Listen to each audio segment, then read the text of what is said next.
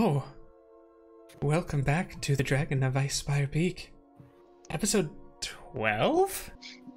Wow. Man, these double-digit episodes, they've been a little more deadly than I anticipated. Let me have a sip of my coffee. Izzy feels left out. Haven't you had enough time to unpack and find it, or is you just still not able to find it? Well, so half of my stuff ended up at the apartment, and then half of my stuff ended up here, because it was like a mad dash at the end. It was just like, okay, it doesn't matter what it is, just shove it in a bin. Right. And being in quarantine doesn't help. Oh yeah. That's a very valid point. Yeah. Yeah, Well, but I'm gonna order Dated like, reference, you could tell when this video was recorded. Yeah, Hopefully that means you can tell when this video was recorded. Oh man. Lord. Alright, so when you last left off, so last time you were in Phandalin, you heard of three things you could do. One was to go to the Dragon Barrow to find the Dragon Slayer sword. 2 was to go to the lighthouse to investigate the mysterious disturbances of the ships and the shipments of the things. And then 3 was to go clear out Axholm in case Phandalin needs to escape because of a dragon attack. They would like to have a safe place to go. And for some reason that made Josh and Marcus angry. Anyways, you decided to go and find the sword just in case, because correct me if I'm wrong, but I believe you thought at the very least if the dragon shows up, you'll have some tools to smack it in the face. So you have made your way to the Dragon Barrow, met a centaur named Xanth, who told you about glowing lights that hang out there at night, which we found out were quite nasty, and ultimately resulted in the death of Daisy. However, through the brave exploits of Sir Marcus Winterburn of House Winterburn and Landor Canrisen, we're able to recover the sword, which is beautiful, by the way, and the sword seemed to react to Daisy, bringing her back from the dead. You are now met with the joyous occasion of a newly resurrected Daisy. And as you get a chance to look at the sword again, there seems to be diamonds in the eyes of the dragon, as well as diamonds along the wings on both sides. That's a real highfalutin sword right there. Wow. Mm-hmm. Daisy's just gonna like kind of like swing it like a little bit, like just like around, just be like, yeah, it's pretty, it's kind of light too. Well balanced, yeah. Like I don't have any issue wielding it, it seems.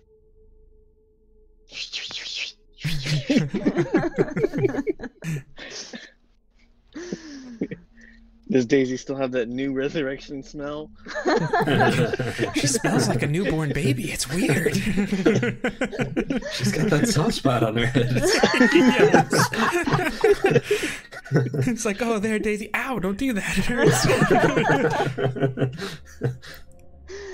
So now I say we should probably let's get out of this barrow and maybe make camp up top. Do you think, or? Sure. Yeah, I think that sounds good. I'd like to not spend any more time that we don't have to spend in here. And maybe even The make horse our just way kind of neighs. maybe make our way a little bit away from here, just so if that wisp does come out of the barrow, we're not right here, because there is still that one left. Yeah, that makes sense to me. all right, So let's do it. let's bring our horsey friend with us. Yeah, I was about to Alright. say, hey, boy, do you wanna stay here? Would you like to come back up with us? The horse just kind of like nuzzles his face towards you. I love that we gave the horse a choice, but Adabra we forced out of her home. It's like, you're coming with us. It's a ghost horse. I don't know if it could live outside of this. Now, the only thing I am curious is to see how our regular horses react to ghost horse. And I feel like I need to say, we didn't force Adabra out of her home. We said that she needed to come to town and talk to Town Master. And then when she got to town, she was like, yeah, I'm staying here. And we were like, okay, cool. Do you think? No, she just really wanted to come back to town because of me. Oh, think so. Yep. I love those pointy ears. So you make your way back to the staircase to come up, realizing that it's a very narrow fit, and that horse is not going to fit through it.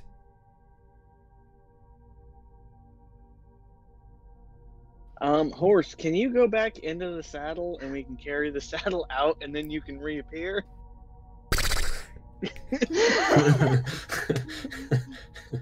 How did you Can guys we- get a horse down here? Funny story. Well, it came with the saddle. It came with the. You got a horse for the price of a saddle? We saw the saddle was sitting on the ground and we went up to it, and when we touched it, poof, the horse happened to just appear. I want to try to take the saddle off the horse. Okay. You unstrap the saddle, and as soon as you lift it off, the horse just wisps and it seems to be gone. And the saddle Marcus, is you just killed there. the horse. I think the horse went back into the saddle. Let's take the saddle with us.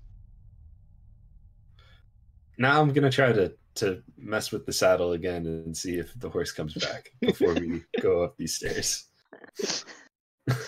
Sure, what do you do with the saddle? You go like, horse, come back? Or like, Sure, yeah. The horse appeared. All right.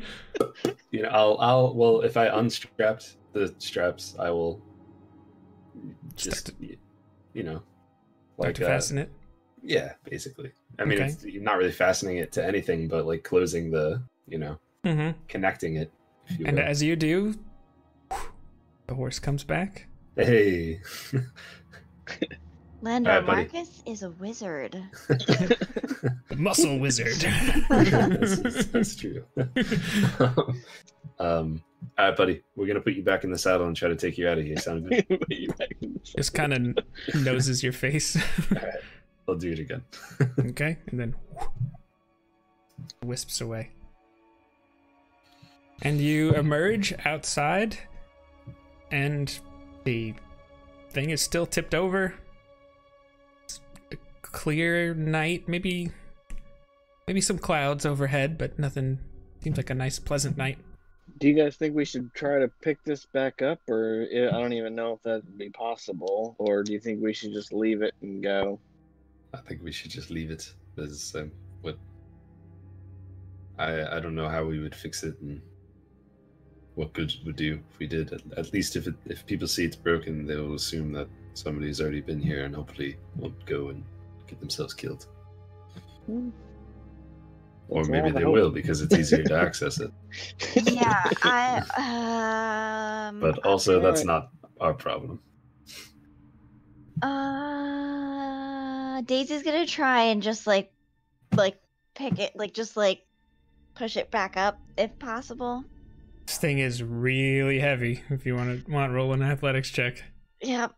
All right, here we go. And I'll assist her with no. all of my strength. Oh, he's assisting me. Just use that mage hand. That's all she needs. It Sure, made he's the helping difference out. last time. I'm just saying. I got a 12. 12. Yeah, I'm I mean, it's- fatigued. you're just trying to move this thing, and doesn't seem like it's going anywhere.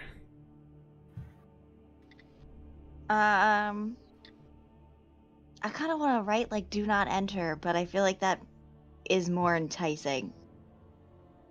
All right, let's just go. Let's just How Marcus should write. far away is the lighthouse? The on lighthouse. the Let's way go back. ahead and switch over. Yeah. It's probably like a full day away, right? It was just a little southwest of the Well, town. we also do have horses, so distance but- is not as far. Yeah, but it was like this. It was either a little south of the town or pretty same. So the Dragon Barrow is about here. You can see it, right? Yeah. No. Yes. Yep. So just move, the little movement helps. Maybe you're like a T-Rex. I need to start wearing my glasses. That's it. Josh's vision is based on movement. Where'd you guys go? And then the tower is down here. So the tower is pretty much due west of Phandalin. Yeah. So So it'd probably take us the better part of a day to about- get there. I believe it's about 35 miles south of where you're at. So And how many miles can you Day- do on a horse in a day? I think a regular day's travel is about 20, 25 in that range. So I would probably put it to like 30, 35. So if Okay. you were on horseback, you could probably get there by tomorrow night. If we left now in the middle of the night, we would get there by tomorrow night. If you left now, you would probably get there maybe around noon, Oh, okay. All right. I get what or you're maybe saying. no, but probably more like morning. It's probably closer to more like 7:30, I mean, 8 p.m. we probably should take a rest. Oh, you would definitely have exhaustion if you left now. Do I have a point of exhaustion? No one has exhaustion. I'm just saying if you had Okay. left, would leave now and not sleep. Can we travel like 10 miles south and then sleep so that when we go there tomorrow, it won't be night when we get there? I like how you said that, but you just tell me what you do, and I think it'll be about the same regardless because Yeah. of the fact, like, even if we travel tonight, then 8 hours of rest is just going to be farther in the morning. True. Like, it'll just be later in the day when we leave again. So I think it's probably about the same time frame. So we'll just make camp like right at the edge of the there was some like trees where we initially started. Yeah. We'll Wherever make we put camp the right horses. sure. Yeah, you find a nice little spot that you feel comfortable leaving the horses tied up and whatnot, so that you have a little control there. You And I your, make a tiny hut just make so your- if the dragon does come, we're not dead in the middle of the night. makes the dome home. I wanna try to take the horse out of the saddle again. Sure. Let me just check something real quick. I feel like it's not gonna work, but That'd be so sweet Okay. if we now have a ghostly horse. Like, Yeah. So you want to fasten the yeah. yeah, the horse Sick. reappears. yes. All right, buddy. We're gonna get some sleep. I'm gonna only do this at night because you're like a little ghost thing, and I feel like light would be good for you. But I just wanted to see if it would work. Just kind of, I'm I wonder if he'll be able to appear during the day or if it's like a nighttime only thing. I feel like I'm only gonna try it at night just because I don't know. I'm scared that like suddenly sunlight sensitivity is dead. like just burns skin. He's got a bad case of photophobia. It's rough, man. All right, so you getting some sleep now? Is that the Yes. the plan? Yep. Sure. So you're able to wake up in the morning fully rested. You can hear some birds chirping. Seemingly, there's got to be a bit of an ominous feeling to all the events of that day that just happened, and it's just like the sun still rises. As if, just this thing is just set in motion, and there's like nothing you can do to halt it. It's probably both. I would imagine that would be both comforting and disturbing. Daisy's gonna look around at the birds.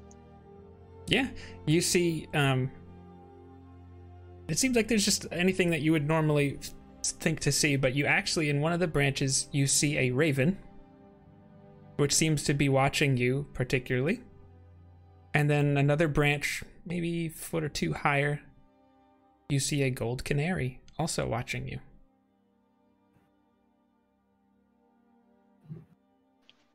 Every time the raven does its little, the canary just goes. It's weird. Every time the raven does it, the canary does it. It's actually both of you, both Marcus and Landor, roll perception checks just to see if you notice this or not. That's a natural 20. 23. You both noticed this. The DC I set was 20. Wow. Okay. You just watch. You're packing up and everything. You see Daisy kind of just staring at the tree. You're like, what the heck? Guys, birds are weird. Are they talking to each other? I don't know if they're talking to each other or at each other. Or is it kind of like a symbol of good and evil? When the evil things happen, the good responds.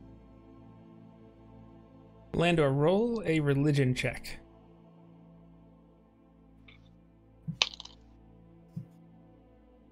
$16. You know that ravens are the symbol of the Raven Queen, who is the guardian over the moment of death. And every time the raven would seems to say something, the canary seems to just... Would I know anything about the canary? Roll another religion check. Nat 1. Nope. Is there any way that I could roll like a religion check or something on the canary too? Absolutely. Oh, my bad. That was actually a 7. Still, I don't think. Yeah, you didn't make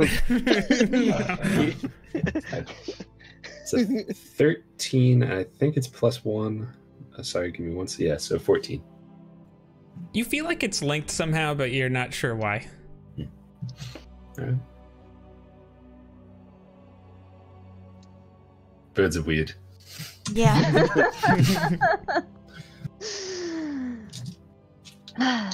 Hey, Daisy. What? You think I could hit it with a rock? I'm just kidding.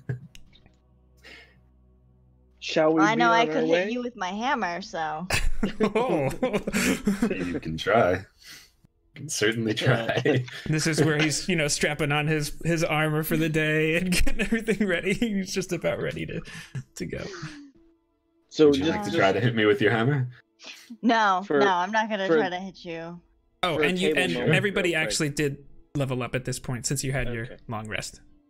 Hey, go ahead. That's fine. Try to hit me with your hammer. Come on, do it. You think you could hit me with your hammer? Go ahead, try it. See what you could do. Come on, you feeling strong? He's just gonna walk over to the woods and just grab a stick. Mm-hmm. I take the dodge action, Jake. Okay. So that gives me disadvantage to hit, right? It does. All right, I guess let's see what happens. Reckless attack! No, I'm just kidding. Hey, it's not a bad idea. I don't get Something Daisy has still yet to do this campaign, actually. I don't get to add my proficiency because it's an improvised weapon, right? Oh, just call it. I think you could use your proficiency. If you don't know how to use a stick, something's wrong with you. Yeah. That's kind of the way I look at that. Oh well, it's terrible.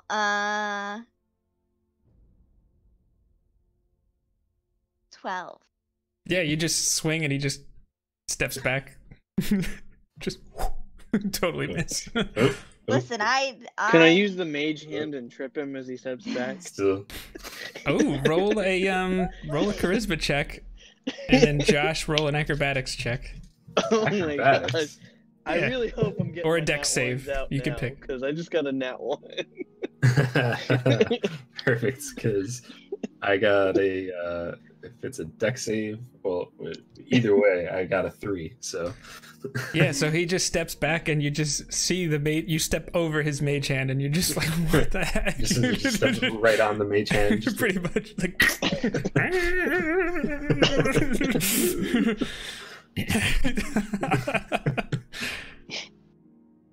All right. I'm just having some fun with you. I know you're still coming back from the dead, my friend. Should we get on the horses and?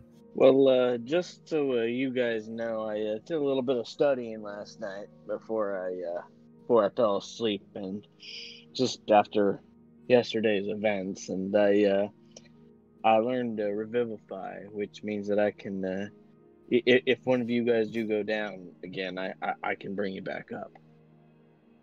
But I'll just say, What does that entail? I mean, it's a spell that I cast, and but I have to do it within, I think it's a minute of somebody passing for me to be able to bring them back. It's not like I can't do it days later or something like that. But if in the heat of the moment, I could bring one of you guys back. That is very good to know, but I do not Just, plan on dying anytime soon. After the events of yesterday, I figured I had to do something. Like, I can't risk that happening again. I can't lose you guys. And then I turned back to my horse as a tear dripping out. Oh man, it's dusty out here. So it's we're gonna be fine. We're doing our best, and you know, sometimes it gets a little crazy, but we always seem to pull through. So, and Daisy's just fine, right? Yeah, I feel like a little stiff, but overall.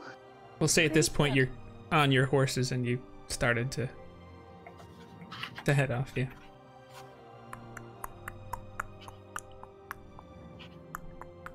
I'm curious, who has the staff of bird calls? Does Landar still have that? I don't know, you guys. I think you Landar's have it the other one. actually. I used to have the stopping stick, but I gave that to you, and I don't think you gave that back either. And I want to say you had the bird call, I think. I have been taking notes. And at this point, your sending stone, Daisy, starts to bzz, bzz. Bzz, bzz. Like it's on vibe, I guess. I don't know. Hello? Hello? I'm just gonna like shake it a little bit. Yeah. And you're not sure if it was you shaking or just whatever, but you hear Falcon's voice. Did he use 4 of the words to say bzz, bzz? Dang it. Do hyphenated words count as 1 or 2? So yeah, you hear Falcon's voice in your head say, "The dragon attacked the lodge. Everyone's fine, but we're headed back to Phandalin. I couldn't risk Pell and Corwin." And that's it. But only Daisy heard that. Oh, okay. Sorry, I'm just writing everything down that he said. The dragon attacked. Everyone's fine. They're heading back to Phandalin. Couldn't risk Pell and Corwin. Yep. Sorry, I can't all type as quickly as everyone else. No, I didn't type it. I'm just repeating it. In case He's like, right here. That's all I need. Oh my gosh. Oh my gosh. Okay. So the dragon, it attacked the lodge. Falcon said everyone's okay. But they went back to Phandalin. He didn't want anything to happen to Pell or Corwin. You can respond. Don't forget that. Is there anything I should say to them? Should I ask them to keep us posted if they have any trouble on the road, or if we can't send word to the town? What I'm more worried about is Xanth and his people, because they were kind of going back into the forest and possibly going to be stopping by Falcon's Lodge, and if the dragon is around there, they could get attacked or wiped out. Logistically speaking, even on horseback, which I think would be fair to say for Xanth, probably good 3-4 days from getting there. Oh, really? Yeah. Okay. They had a big group, too. Mm-hmm. He was going to go back to his village, and then he may have scouted the area. You're not entirely sure what his goals were, but at the very least, that would probably only happen if the dragon was just like, this is I am the captain now. Just, you know. Okay. Yeah. What do you guys think? Should I just remind Falcon that Xanth was on his way? Maybe leave a message for him to let them know that Falcon and everyone got to town safely, and if he needs to look for him to look there. I think it sounded like he said he was already on the way back to Fandolin, but it definitely wouldn't hurt to remind him and be sure to let him know that we're going to make that dragon pay. And I would maybe say to keep us posted, and we're headed to the lighthouse, just so like they know kind of where we're at if they need anything. So you got 25 words. Figure it out, kid. Okay, hold on. I gotta think about it. This is like one of my favorite things in the game is watching people figure out. Is the time is the like the word Okay. limits? Okay, here we go. If trouble, contact us. Be sure to leave note for Xanth. He was on his way. We will kill this dragon. I hope you're doing all right. Exactly. 5. All right. Oh man. You do know that this only works one way, like Per one day. casting of the spell per day. So he can't respond to you right now, at least using the stone. He doesn't know we're going to the lighthouse. It's okay. It's okay.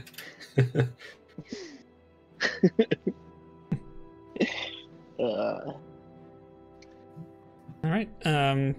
Do you have anything you wish to discuss or do along the way to the lighthouse, or do you want to fast forward?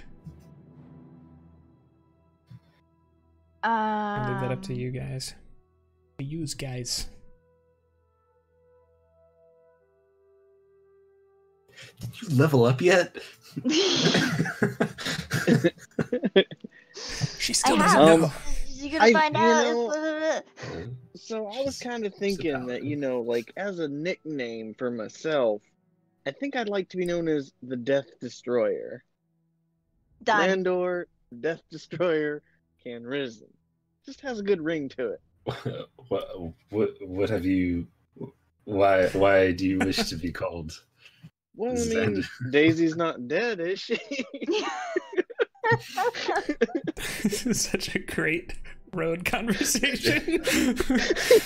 It's like the guy in the group that's like, I think I need to be called Tex. It's like, you're from Massachusetts. Why would we call you Tex? Now you're something like that. And now with Revivify, it's another way that I can destroy death. It's, Marcus is at a loss for words. He's just gonna be like, okay, Lando, the Death Destroyer. And at this point, it's like the sky gets a little cloudy and it just starts raining, a little light rain. Nothing too crazy. Too bad you're not Lando, the Rain Destroyer. I think we should get like a cloak for him and have it like embroidered on the back. You know what I mean? see, Daisy knows what I'm talking about. Or maybe I could get it like etched into my loot. That would be really cool. Yeah, or like with some like the black strap. lightning. The strap. Oh yeah, that would work too. or just plaster it everywhere, so you have the cloak on the loop, on the strap. Always like- be branding. We'll get we'll have this skull for the neck and the head of your guitar. Not the head, that's. Mhm. Get you bagpipes with a ram's head. We'll start a folk metal band. And So just Daisy, periodically, as oh. you're going through straight trees, you just seem to see the same raven and canary just kind of chilling, watching. Ah! It's just like... So Daisy, with everything that happened, do you remember anything?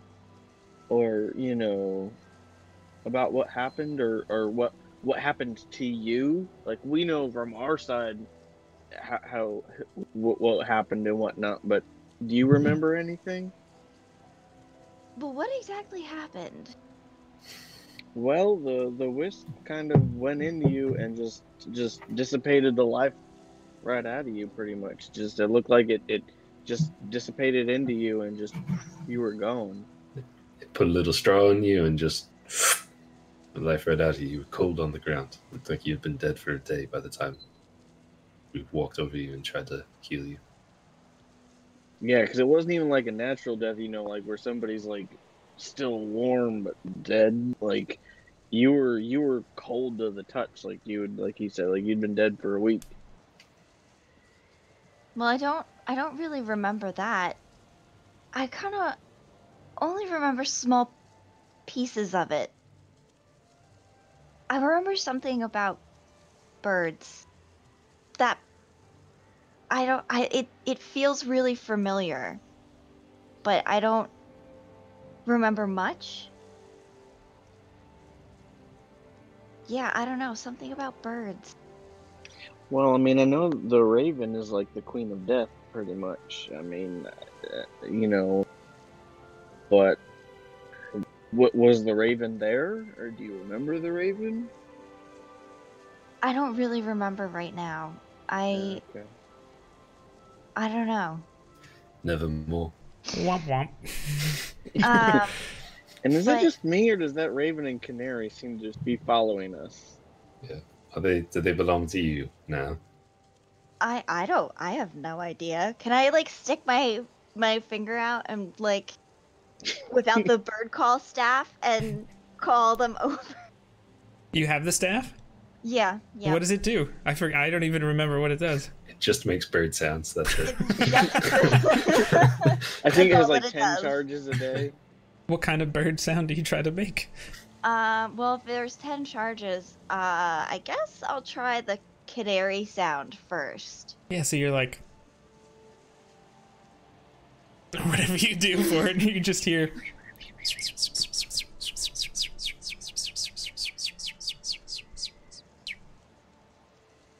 Make an animal handling check.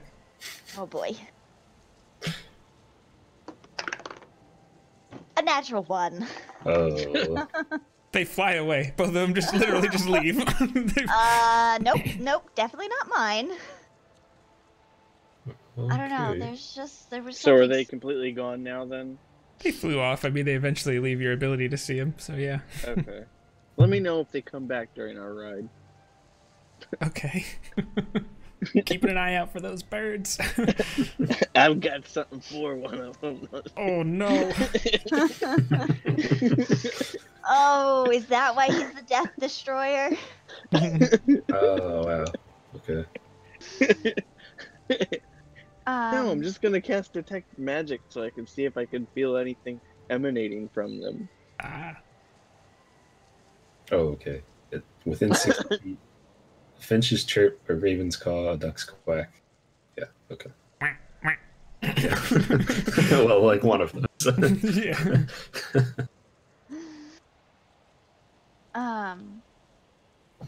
The rain, as you continue, seems to be picking up a little bit. We'll say you guys are just stopping to have a little bite to eat at this point, feed the horses, that sort of thing. You know, Since oh, go ahead. I was gonna say, since it's like overcast, can the spectral horse be out, or? What would Marcus think? Like, does he think it would be safe to try to take it out during the day, or...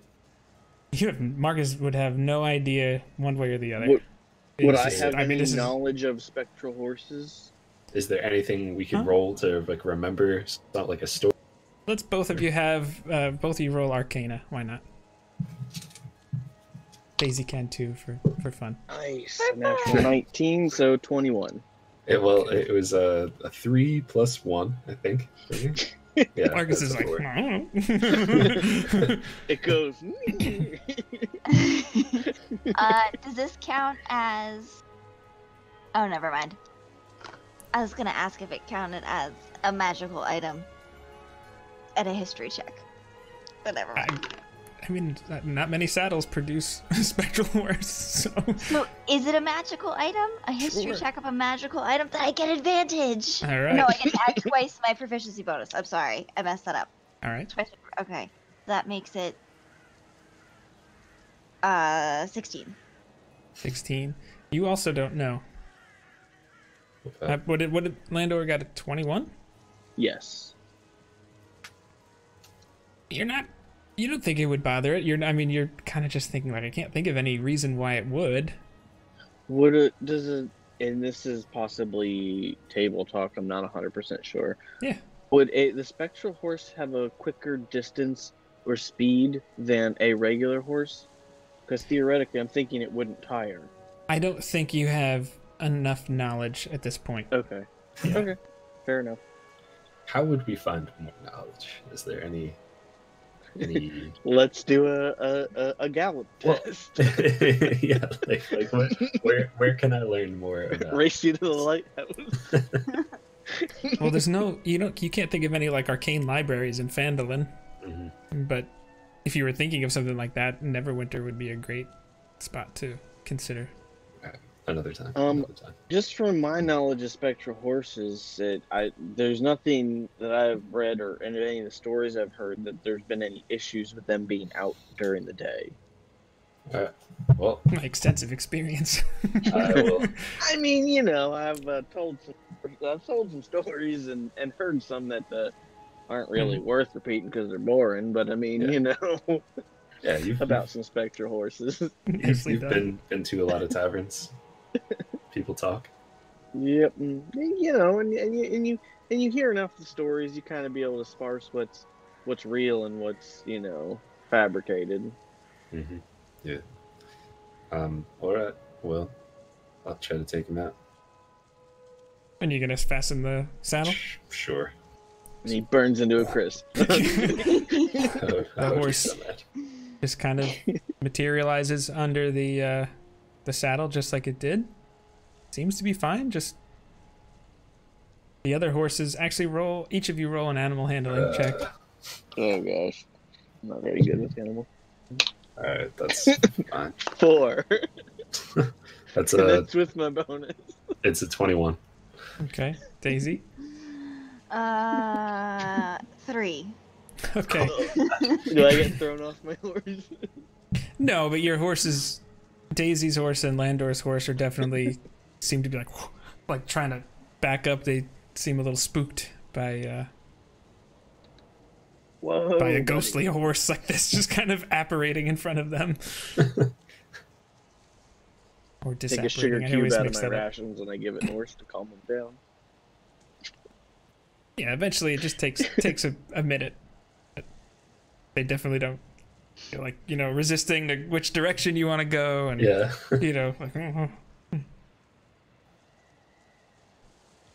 that's it. All right. Well, We shall continue on our way. Okay. should I? Yeah, I don't. Well, do we have 3 horses? Can a gnome ride a horse, or are you sharing one with one of us? I think you have 3. We have 3. Right. Yeah. All right. Cool. Well, Why don't you ride Horsey and just see how she responds, and see if she gets tired like our regular horses do, just to kind of see if and what. In the worst case, we're at least keeping one of the horses semi-fresh by not having somebody ride it. sure. Yeah, I'll hop on the spectral horse and ride. Okay. Yeah, so you're able to do that. As time continues and it's looking like the sun is starting to set, you see a Daisy's gonna give the movable rod to Landor. okay. The storm actually seems to be increasing as you approach the lighthouse. There's thunder and lightning.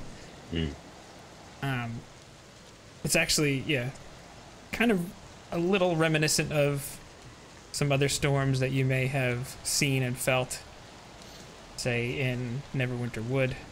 Talos. And as you approach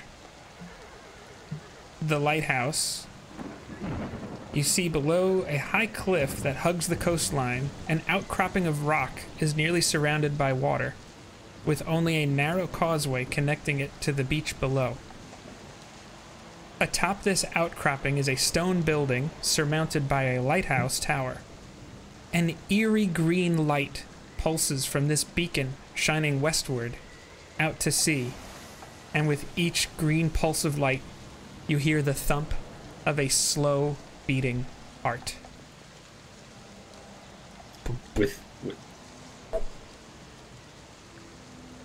Boom, boom. Now, does this storm remind us of the storm that where we fought What, the the Thunderboar? zombie ogre? It feels like that. It feels like when you fought at Falcon's Lodge. It feels like that eerie presence like you had at the mansion. See, I told you guys I didn't think that we were finished with Talos. Let's go kill some half-orcs and bows and whatever the hell this is. Hopefully it's not anything And just- crazier than that. I'm not gonna say I'm a lighthouse expert by any means, but I feel like that green glow is not the normal color of the lighthouse light. No, nothing looks right about this. I think it's some bad juju, guys. Do you think you could maybe knock the lighthouse over, Daisy? Just give it a good, I mean, I guess maybe we shouldn't do that. We do need the lighthouse at the end. The horses seem a little uneasy and just kind of, like they don't really want to approach too much more. Is there like a good spot that we could put them where it's like they're not going to be Yes, I would say. terrified by... Yeah, And as you're looking for semi-covered ways in the to rain. get down, you find a little spot where you feel like you could set that up and even use a little bit of a canvas to give them some kind of shelter. Cool.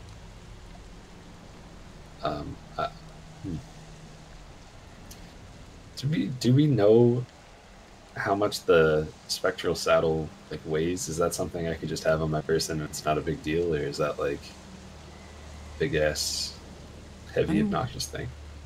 Because if It it's would be annoying to carry, I think, just from the size of it, but I don't think it would be too much weight for you to carry. You're very strong. it's not character. something that I would probably bring along with me everywhere though. Probably not. If you probably Okay. could figure out a way to strap it to your backpack if you really wanted to. No, it's okay. Like I'm just because If and when we ever get a bag of holding. Yeah. if this was a geek adventure and not a pre-written adventure, we'd probably have one.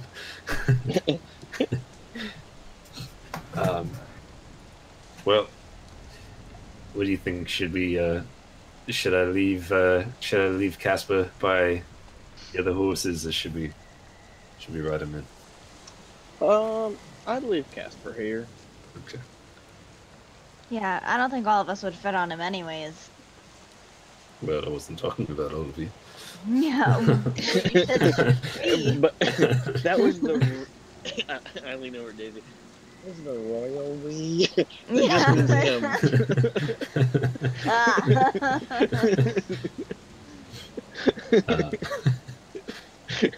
I am nobility. Yeah, I do think that we should leave him here then as well. Okay. So you're leaving the horse active and tied up, or are you turning him I'll- off? I'll turn it off. Okay. Yeah. See you in a little bit, buddy. Yeah, so just it's kind of in a wisp. Disappears and the saddle is there.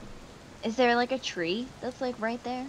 Yeah, we'll say you find some trees that you can set up, and like I said before, have a little canvas. You have a tent, so I don't see why you couldn't kind of set a little something up if you wanted to have a little shelter for the horses.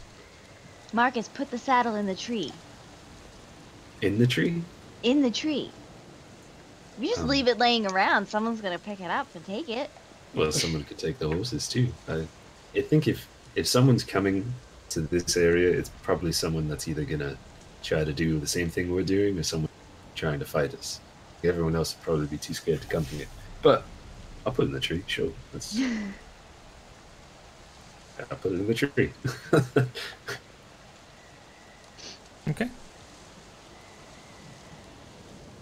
So, what do you do next? All right, so we're gonna pretty much be about ready to approach the lighthouse. Is that what we're gonna do? Okay. Yeah. Okay. So I'm gonna do two things. First, I'm gonna hit myself with my Mage mage armor. So I've got that on. Mm-hmm. Second, I'm gonna ritually cast detect magic. Okay. Right. And how does that work? So, 60 it's a feet range? concentration up to 10 minutes, 30 feet. 30-foot For the range? duration, I can Okay. sense the presence of magic within 30 feet of me. Okay. For 10 minutes, that's...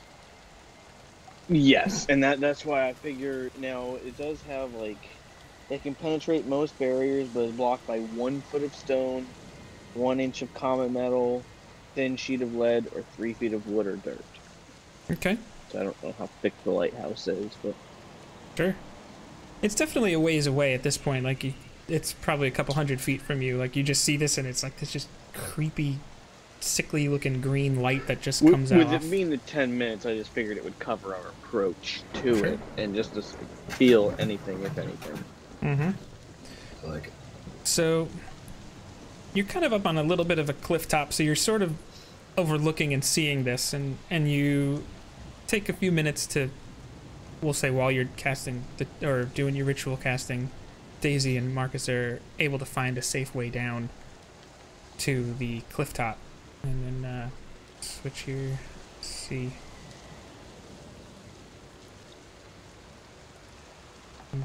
Take your marching order however you want. I'm fine with that. Seems to be your normal way of going. That's like, from a metagame perspective, if tries to hit either of them, I'll be able to hit them. So And is that everybody's current health? Marcus 52 and Daisy 64? I think so. Okay. Yeah, 52. Well, we don't know about Daisy because I don't want to spoil it if there's a reveal. So you're making your way down the staircase, and you... No, I was just gonna say, are we making our way downtown? Yeah. Every time they do that on Critical Role, I'm like, stop saying that, and I just did it. So, and as you come down the staircase, you see, like I said, there's this like little breezeway that kind of, you can see the beach and water about more or less 5 feet below you, but there's this pathway. And as you approach, you see an extremely large crab, think mud crab from Skyrim, coming over to you, and it is waving its claws like this, as if to get your attention, and says, "Well met," to you. Did that? Well met, good crab.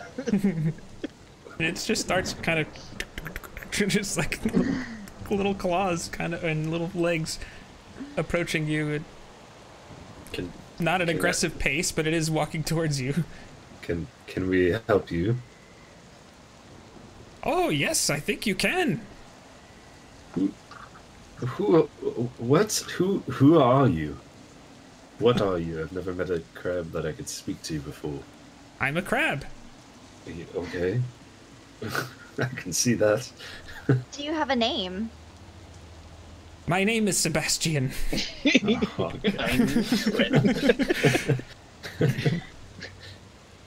I understand. I have a friend of mine.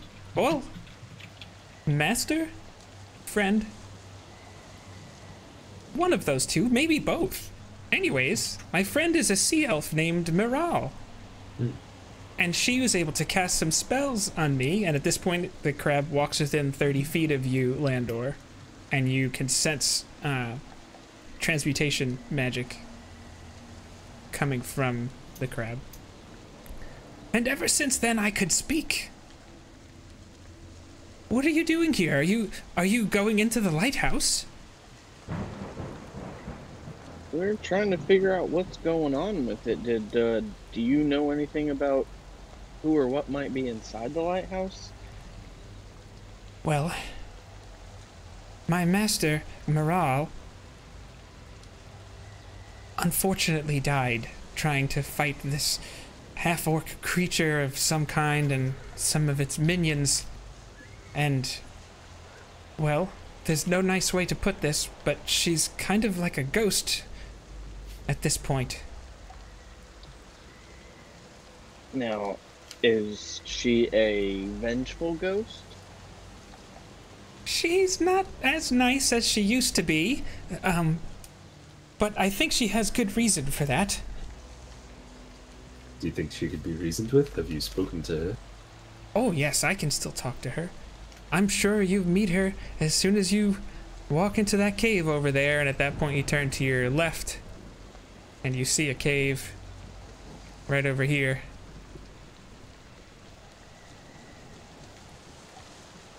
So we have to walk through the cave to get to the lighthouse? Is Yes, that like what it I will looks zoom like? out a bit, and you see, just because I don't want to show you some more of the map, you see this walkway that goes up. And it is a little dark, but that green light kind of is giving you an eerie outline of the way you'll get up here. And up top here, like in this area, there seems to be a top piece where there's that thumping seems to be coming from, and that green light. So that's the cave in the middle, like right in front of us. This is the cave he gestures to with his claw. Okay, so this is a separate thing from the lighthouse then. Correct. Are these half-orcs still there? Are they in the cave or are they in the lighthouse? Have you seen them? Oh, How many of them? I believe they would be in the lighthouse at this point. Ever since that weird light came up there, it seems to be their home. How long has it been, if you had to guess? Oh, Long time? Short time? maybe 2 weeks? Oh, you Or can excuse me, a 10-day and a half. Thanks, Forgotten Realms. tell. What is this week? We are not too weak.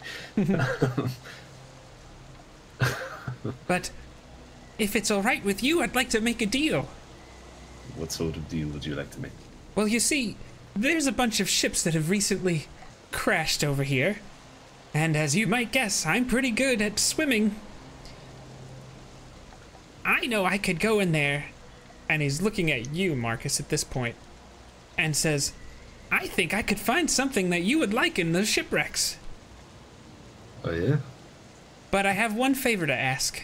Sure. What Can is you it? please find a way to put my master at rest so she's not haunted in this state forever? Absolutely.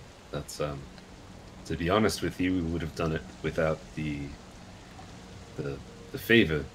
But It's please kinda don't weird. kill her. She's really nice, even if she's not nice right now. Well, how could we? If she's already dead, is she not? She's certainly not alive like she used to be, but there's some kind of tortured state. I don't understand. She's like a ghost or something. Well, Very loud, actually. Well, when she Are wants you- to be. Does she listen to you at all? Like, are you able to actually talk to her or communicate with her? Or She remembers me, but it seems to be, I don't know, like there's only moments that she understands what's happening, and then it seems to fade, and she just kind of, I don't know.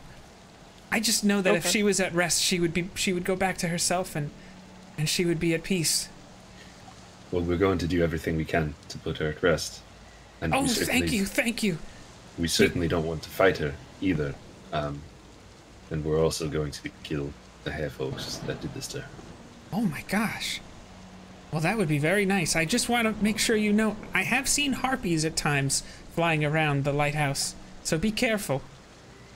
This is good information. Thank And you. if you, I mean, if you do decide to explore these shipwrecks, just be careful, because there are some sharks that I've noticed seem to like this area. Maybe it's because they find a source of food there. I don't know, but I would be very careful. I can explore this for you, at least to get you, at least to be to fulfill the deal that we made. Sure. Sebastian. Yes. We're going to sit up here and try to determine a plan and try to figure out what we can do. Okay. To put your friend at rest. In the meantime, Yes. can you go search the shipwreck and bring back the thing that you were talking about? So. Oh, you're a smart one, I think. But what guarantee do I have that you would fulfill your bargain if I did that now? What guarantee do I have that you would fulfill your bargain if we put your friend to rest now? Oh, I'm just gonna elbow Marcus when he says that. We are already planning on doing this, as I told you before. That's why we showed up at the lighthouse. Why would we not have come to the lighthouse if we weren't here to help? So, if you want us, it's mutually beneficial. If there's something in that shipwreck to help us help you, then I would say.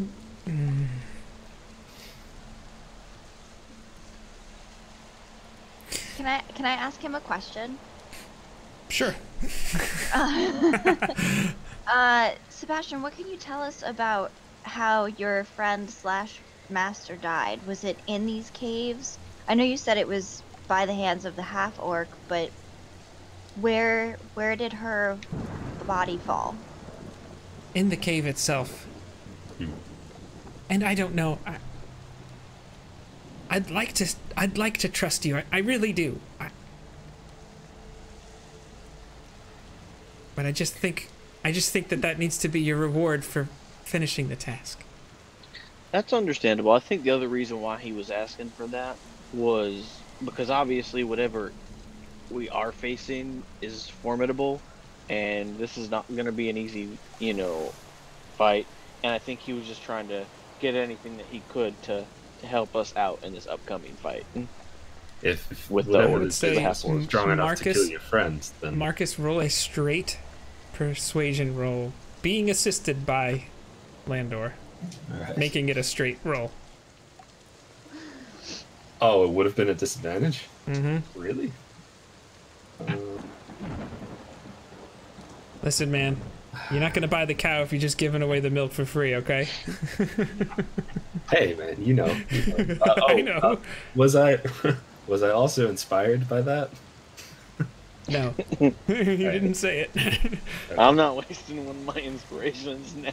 It's definitely not a waste. That was an 11. 11? Is that? Yeah, that was an If 11. only if I could have rolled a persuasion. At this point, his like body language kind of seems to take a couple steps back as he, I don't think so. Fair enough. I just want to make sure that everything works out. Sure, yeah. Sebastian, So if we end up ghosts like your friend, then just be sure to help the next person that comes here to help first, and not after they do the task. His countenance drops significantly. Marcus, stop making him feel bad. His friend just died. She's been haunting the cave. He doesn't trust anyone. Do you, Sebastian, do you happen to know where her body is? It's in the cave.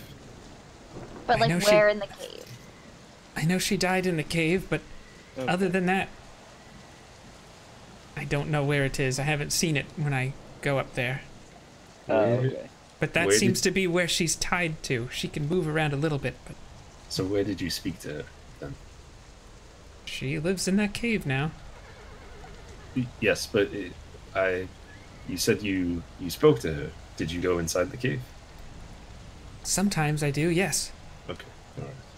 Do you think that she would like to be, you said she was a sea elf, do you think she would like to be laid to rest in the sea? If you find her body, I think she would like that a lot. Okay. Should have brought Casper. They might have been friends. ride the horse out to sea. Just fall into the water because it's a horse. I think I have an idea for a plan. No. Do tell. Who are you?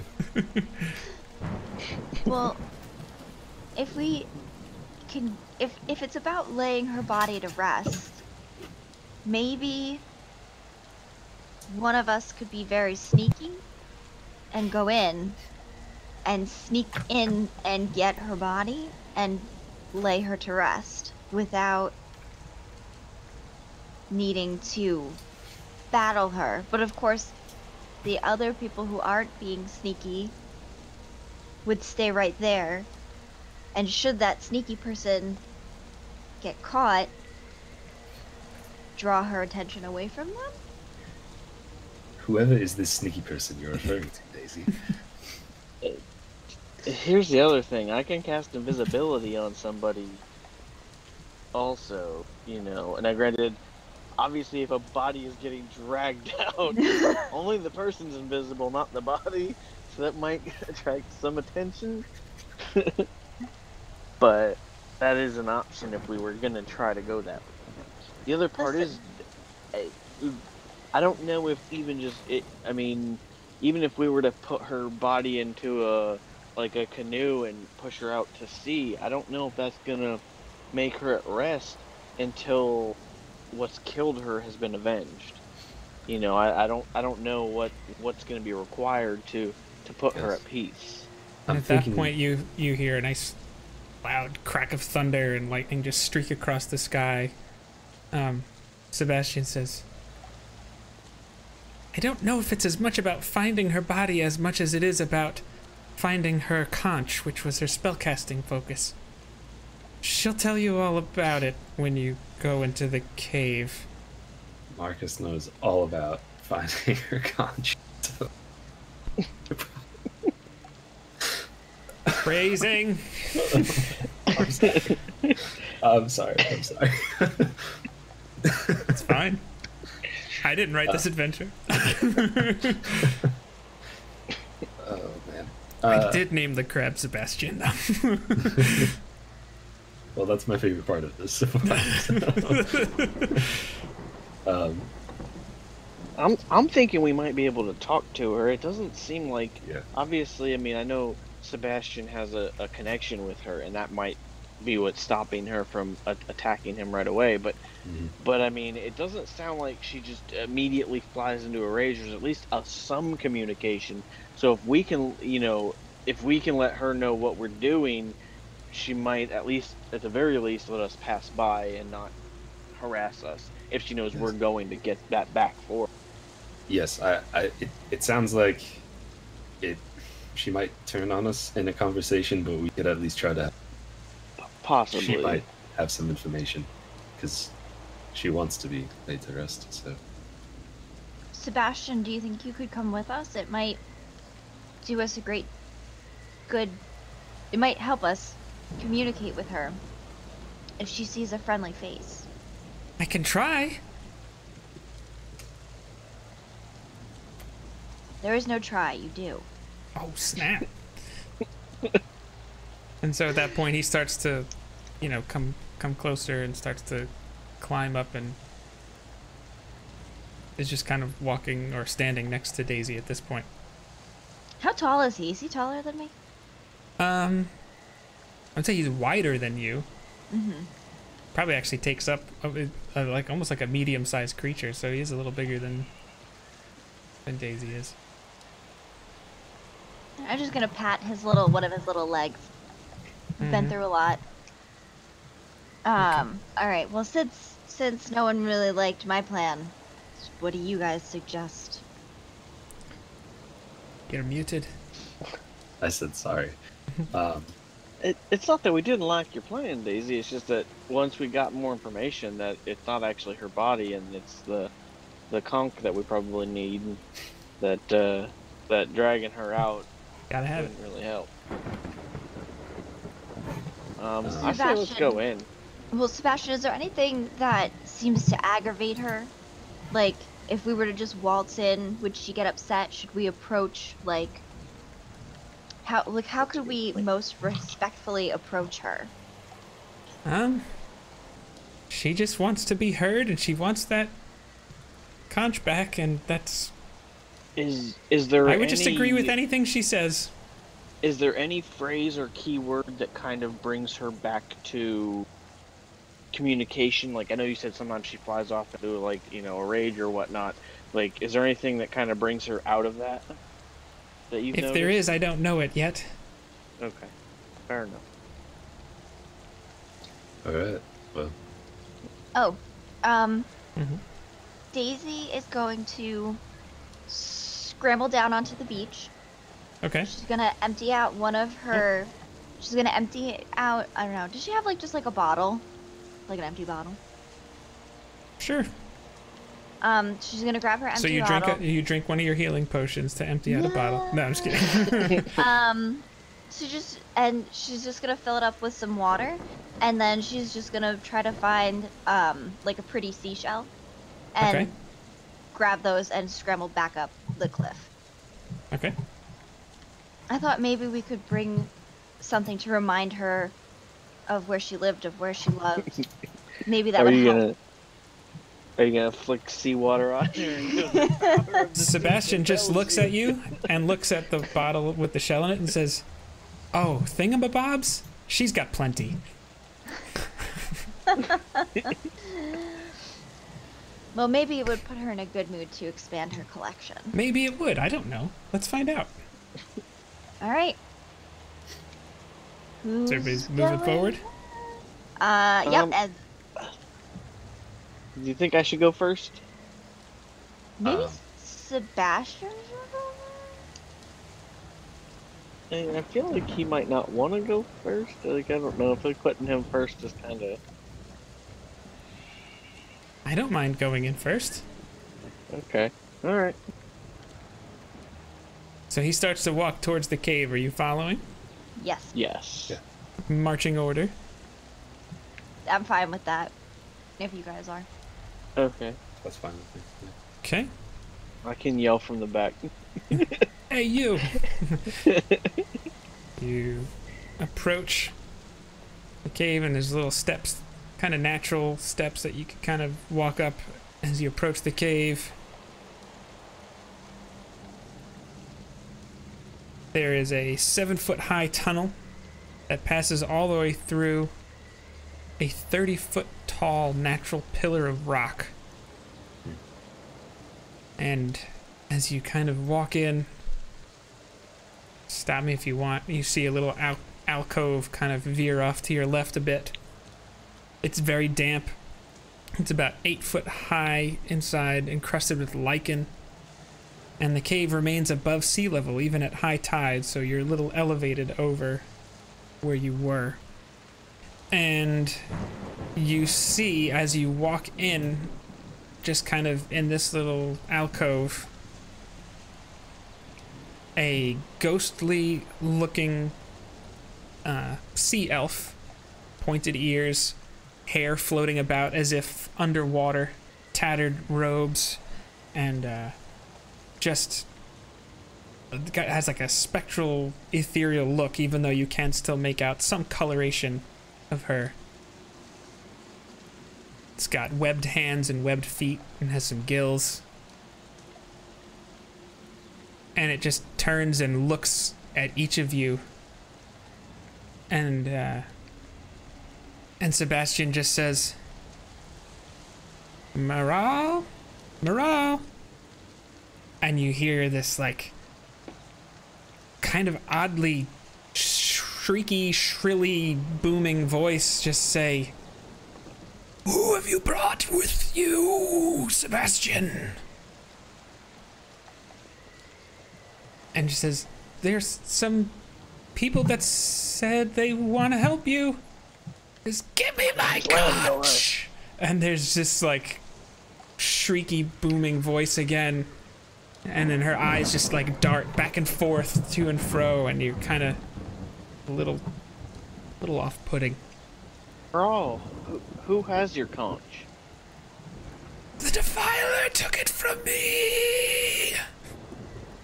And she just... Where is this Defiler at?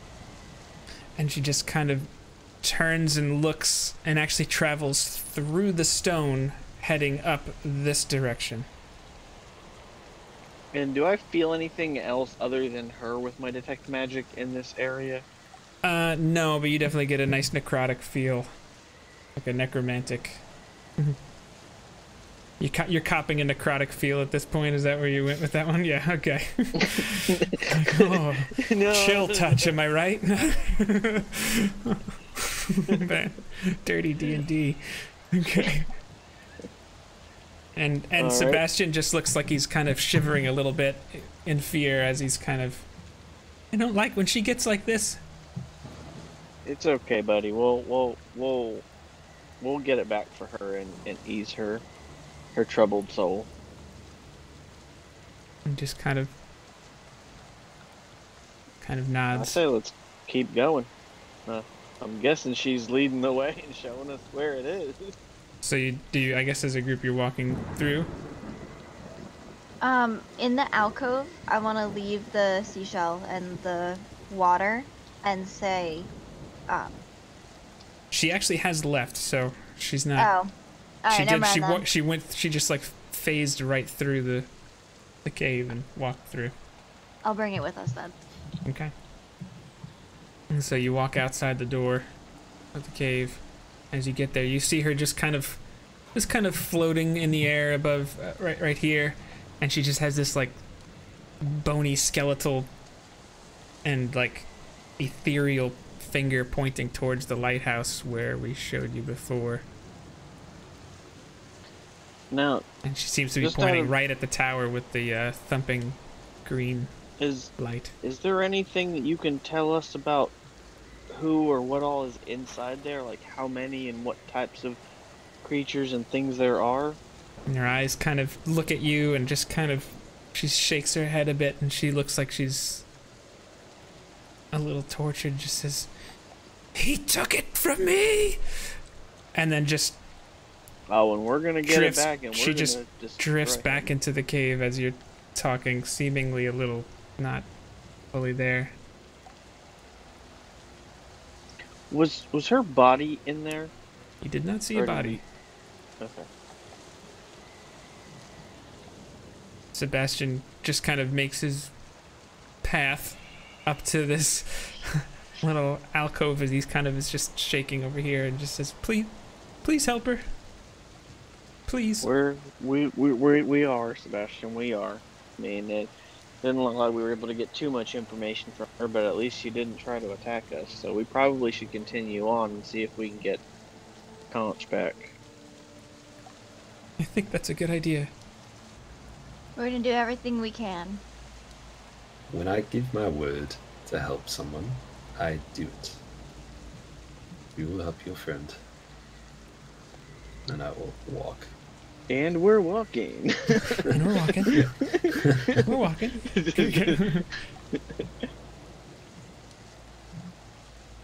Go around the things, and Sebastian just says, "I'll be here," and he just kind of lets you pass him. Yes, please do not go any further. Tell me if you want me to stop going up the steps. Do we notice any traps Traps. or anything in the actual pathway itself? Make a perception check. Do I need to do that since I'm at the front? Yes. Only if you're looking for traps, I should say. Well, I am. I'm definitely Okay. looking for traps. I just rolled an 18. I don't know if... I rolled a 17. I don't Okay. make Daisy. the difference. Daisy 'Cause rolled a I'm- 3. Daisy does not see any traps. Neither does Marcus or Landor. Guys, it's totally fine. Let's keep moving. Every time we... What? You're so I perceptive. feel like, can we stealthily make our way up this path? I would like Sure. to. I'm requesting that as a group. Can we let's try to see if we can not alert them to us coming up. You know, kind of hiding them on the rock, quietly walking Everyone up. make a stealth check. If you're gonna do what he says. Yeah, I'll listen to Landor. A natural 1. Oh, really? I hope she didn't just fall in the Captain water. Disadvantage is like probably I killing got, his an, roll. I got an 11. Even on. I rolled 2 10s 19. with disadvantage. There you go. Dice jail. So yeah, so you're just as you're walking, Daisy kind of has a little slip of the foot. It's it's pretty wet outside, so. And as she does that, she kind of just instinctively falls back, and her hammer just kind of bumps into Marcus's chest plate. Gang! It's just, pretty loud, but fortunately there was a nice crack of thunder as that happened. There doesn't seem to be any noticeable effect, but Yeah, I said, you don't know that even still, so you're fine. I said we needed to be quiet. What? Stealth. What? Stealth. Before we get, I guess, when we get to that last set of steps, I want to check for traps again. So like right here? Yeah. Okay, yeah, go ahead and make another check. Alright, trying a different die now. That other one is in jail. Mm-hmm. Alright, very nice, very nice. That was a natural 18, but I have -2, so 16. Maybe I'm the person with a minus to perception. Charge! Yeah, you don't feel like there's any traps that would be here. I mean, you're not entirely. Certainly seems like there's no mechanical things to this. It's a very natural. It's kind of as if they took the natural development of this area and tried to kind of make steps to approach the lighthouse. Kind of a little bit of a mix, but. Guys, I'm 65% certain that there are no traps ahead. I don't think they would trap their own entrance to the lighthouse. Maybe some inside, but... Alright, so you get here. Let's see, what's everybody's perception? Passive perception? Yeah, Landor, I have you at 13, is that correct? That's probably wrong at this point. I'm at 16. 16, Marcus? 15.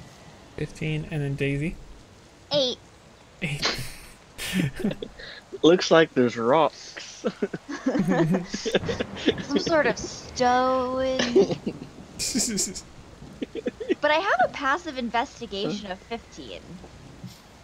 Yeah, you're good. So Daisy is just kind of really into she takes that step forward and she's just kind of looking at the door, kind of trying to see what's going on. And we'll say, Marcus is up here, Landor's here. And I'm gonna have everybody roll initiative at this point, and I'll explain why after that.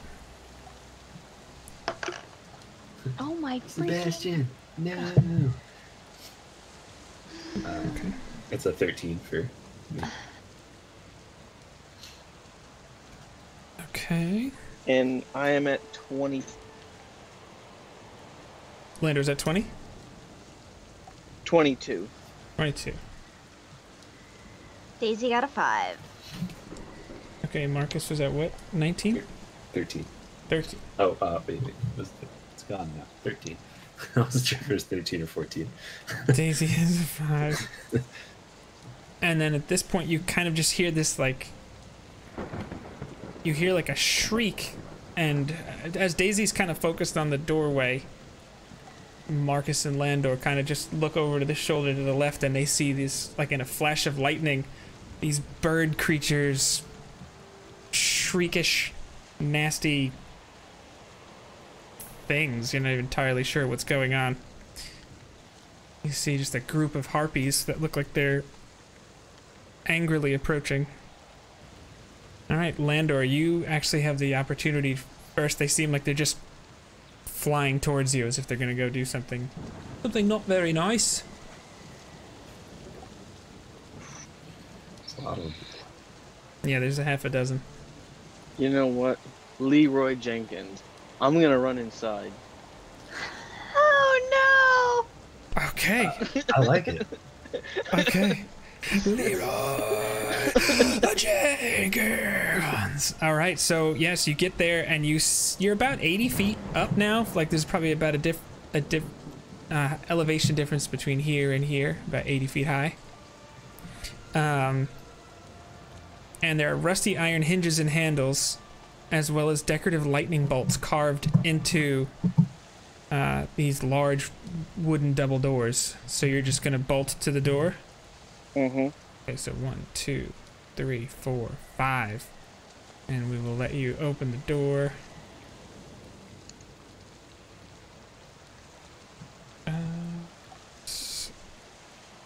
And inside you see what looks like okay, up here, actually this could go here. Yeah, okay. You see just like a alcove, like a room. This looks like there's another set of doors here. This seems to be open, and another door down here. So you have one more square of movement if you wanted. As I'm running inside, I want to like yell at them to say, "Get inside!" Okay. And now I want to take one more step in. So right here. Yep. Okay. So that is your movement. You still have your action and your bonus if you want it. I do want to cast Bardic Inspiration on Daisy. Okay. You got your D8 inspiration die. Yes, a D8. And I want to ready a firebolt to if I see an enemy in my vision to cast firebolt at it. Okay. Sure, that sounds good. All right. Now these things go. Yeah. And you just hear like a screech coming towards you. 1, 2, 3, 4, and take your firebolt. I'm assuming you would turn and try and cover. Yes. Does a 19 hit?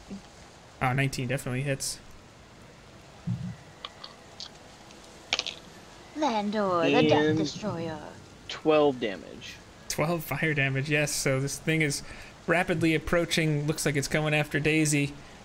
And you just smack it in the chest with fire, and it seems to just singe, but it keeps on moving. And it comes up here. And it tries to, it has a club in there, and it tries to swing it at Daisy. It's probably going to do it. Let's see, that's a 20. Yeah, that hits. And it has a club, yeah. That's so strange. I kind of think so too, but that's what it says. It's a flock of birds flying around with clubs. Mm-hmm. Oh, that was the wrong. That was the wrong thing. Hold on, the club. That's what they would sound like. Club is 2 bludgeoning damage, so boom, and then it tries to follow it up with an attack from its claws, which is an 18 to hit. That hits. But only 3 slashing damage, so it kind of just bops you, and then this like bony bird claw just with these little talons trying to just rip in on you. Birds are weird. Yeah. All right. This comes up here, flies up to here, and begins to sing this like dark song. I need all 3 of you to make wisdom saving throws. Alright, I'm not rolling in this box anymore. Okay. I don't trust it. That's 19. Okay. What is the saving throw again? Wisdom. Oh, freaking great. 9. Okay. 8. All right. God. Landor and Daisy are both charmed right now. Are you kidding? Oh wait, hold on. I have Fey ancestry. I can roll Oh, that's true. advantage. You have advantage against charm. And that's a 20. So that would be what we call thank you for advantage. Daisy is just thinking like, these people are my friends. This isn't magic, right? It's not a spell. Doesn't say it's magic. It's just it's singing. Okay. So I have advantage on all intelligent, wisdom, and charisma saving throws against magic. Mm-hmm. Right. So I didn't know if that counted or not. So while you are charmed, it says the target is incapacitated and ignores the songs of other harpies. The target is more than 5 feet away from the harpy. Target can take the dash action on its turn to move toward the harpy by the most direct route. Let's see here. Oh my god, Daisy's gonna run off the cliff, isn't she? So actually, Landor and Marcus are immune out of this charming effect. Ooh. Alright. Which is nice. Yeah, it is. Okay, so yes, this thing is now, we'll say it flew up to here.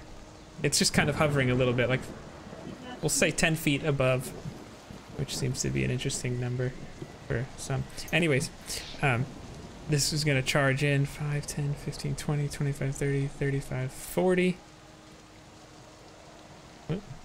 And Oh shoot, I should have used my inspiration. Kind of to do the same thing. 1, 2, 3, 4, 5, 6, 7, 8. And so they're all kind of in this little bunched up formation. And Marcus, you go. Alright. This is fun. Zoom in a bit, make that a little easier on you. If I tried to like grab her and bring her with me, would that be any sort of like grapple or anything like that? Or To grab Daisy? yeah, she's considered incapacitated, so it should be fine then, right? Yeah, I mean, she doesn't seem like she's moving as actively as you would guess that she would in combat. You know? Yeah. Alright, well, then I'm going to... So, my thought is to go diagonal to the left 1. That? Yeah. Grab her and Mhm. bring her inside. Sure, I don't see why if she's incapacitated, I think you could easily do that. Okay. You just move Yeah, I'll at do half that. speed at this point. Yeah, that's fine. The 1, 15, 20. then... Yeah, so the 1, 2, 3, 4, Yeah, 5. And I that would like... so if possible, I would like to take that one to the right, or to the left of where the black and white version of me is right now, and then go diagonal down to the left so that I wouldn't provoke an attack of opportunity, but that's up to you. Let's just start again. Tell me what to do. Left 1, diagonal down to the left 1. You know what I mean? Okay. And then in through the door. So are you pushing her? One of you can, because you've used 5 of your I'll 6 dash. squares. Okay. Yes, this creature is still going to attack Daisy. Even if she's not moving on her own will. I thought it was... No, when you 'Cause- anytime you leave creatures. But we decided that... I understand what you're saying. I thought we decided that like my pushing attack didn't provoke attack opportunities for the same reason. Well, let's let the fate decide, shall we? Up to you. I just want to... Yeah, let's Well- let fate decide, because I feel like an Also remember incapacitated that- creature, why wouldn't they? Yeah. But, If she gets hit, don't you get to hit the creature too? well, he doesn't have his weapon in his... I mean, at least with both hands, I would say, if he's grabbing her. I dashed. I would allow a disadvantage attack, I think, but Sure. it's gonna get its attack, so it's gonna take a swipe, and it's a 6, so it's a miss. Yeah, I'll take my disadvantage attack if you're giving it. You don't Yeah. have to. You But probably grab her with your left hand, and then just over the top with your right. yeah, that's a 9 to hit. Yeah, so you just Yeah. between both of you. Okay, so you're gonna use your dash now. So you're pushing her through. So it's 5. So it's 6, 7. Then what?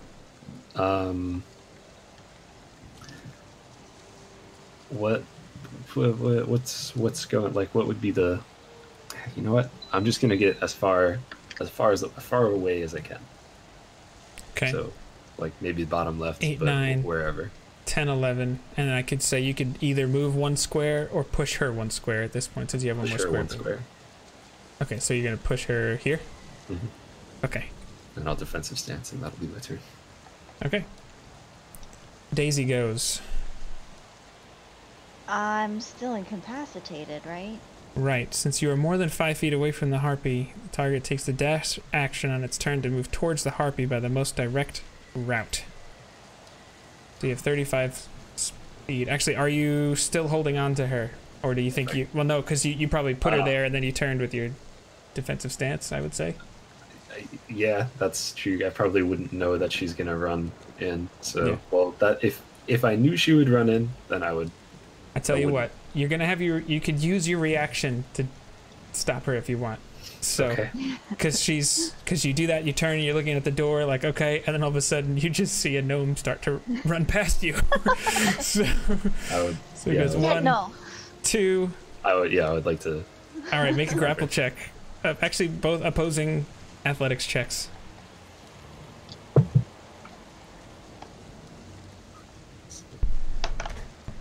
Oh my gosh, you gotta be kidding me. Can I use my inspiration to subtract from No. It's a natural 17. Or not natural, it's a 17. grapple check, that's athletics, right? Yes. Oh, I'm so sorry. I rolled a natural 18, a plus so, yeah, 7. Is she considered are we flanking her? I don't think so. Yeah, it's fine. 2, I totally understand. 3, Just 4, hit me with Sentinel. 5, 6, Well, yeah, 7. actually, But you didn't hit her. And you used your reaction to try to get her. I was gonna say, that was... instead of grappling, could I have you used just... my reaction? Sure. Yeah. Alright. There's almost no chance. You can do. It's okay. Well, I'm gonna use the dice from Dice Jail. Maybe it'll. I absolutely would have hit her if I knew that was an option to stop her, but that's fine. well, I guess whatever you wanted to do. It's all good. 15 against Landor's strength check. Wait, Actually, you don't have your reaction because you used it to shoot your firebolt, which is how that works. Oh, I thought that was. Holding an I action takes your reaction. So. Yeah, you stake the trigger. So yeah, I don't have a reaction. Yeah. So we'll get there. Okay. And then she just goes 1, 2, 3. And this harpy takes its attack on you. That's a miss. Okay. So yeah. Now that your turn is over, you can repeat the saving throw. Oh, okay. And now I remember that I have inspiration. So. Wisdom save. Oh, jeez. Okay, come on. Oh, jeez. 12. 12. So you run there, and then you're standing at the harpy. It's singing this song, and then all of a sudden you're like, "That's the nastiest song I've ever heard in my life," and you kind of just snap out of it. Dash back. Well, that's the end of her turn. So That's Landor goes. Oh man. All right. So I am going. There's got to be some penalty to fail a save. Yeah. I'm gonna cast Shatter, Ah. and I kind of want to do it. Like, can I do it just below the second set of 2? So Is if it you go 10-foot down cube, right? It's a 10-foot radius sphere. Okay, so what are you thinking, like right here? I was thinking over a little bit more, or would that hit Daisy? This would not hit Daisy and hit every harpy right here. Okay, then yes, that's where I want to do it. Because it's just, 10 foot, so just give the 2 boxes everywhere. This is the moment you've been waiting for. Oh, I'm sorry. I'm sorry, I lied. That would not hit this harpy, but it would hit every other harpy. Okay, that's fine. That's what I was going. So they have to make a Constitution saving throw. Con saves. Okay. Yep. All right, just one step at a time. Like okay, so crap. This one fails. That one fails. That one fails. 17 succeeds. Yes. Okay. That one fails. So this is the only one to succeed. What's the damage? Very, very minimal. It's a 7 damage each, and then so 3 that one for takes... the one that saved. Sure. Okay. But still, that's 7 on 4 of them. Oops. So yeah, there's just, in addition to the lightning, you just hear this little like another one. It seems really close, and all the harpies seem to kind of just be shaking as they don't know what's going on. So that's your action. Let's see.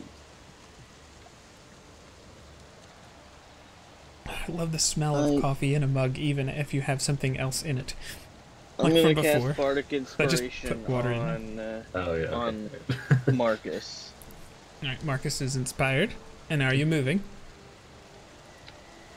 No, I'm not moving. Okay. Can I? Yes. Can I possibly do a reaction?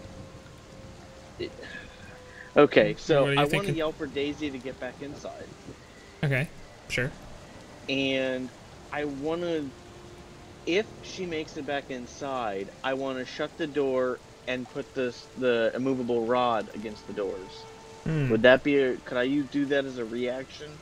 The door opens outside, Okay. so like it kind of, from your perspective, Is you push there forward. there not handles I could put it through or anything?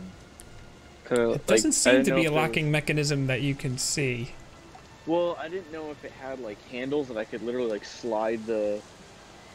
You know, if it had like handles like this kind of handles that I could slide the immovable rod through, and that would keep the door from being able to be pulled out. I understand. I would say that that sounds a little more like using your action to me. Okay. Okay. But you do notice that the doors have iron rings. Okay. So then that ends my turn. okay. Then the harpies. This guy is gonna attack Daisy. Stop singing. So that's a 12 to attack. That's a miss with the club, and then the claws. That's a 14. That's a miss. Correct. This thing is gonna fly forward and attack Landor. Well, it lands and attacks Landor. Got an 18 to hit with the club. That is 3 bludgeoning damage. Attacks with the claws. And its second is a miss.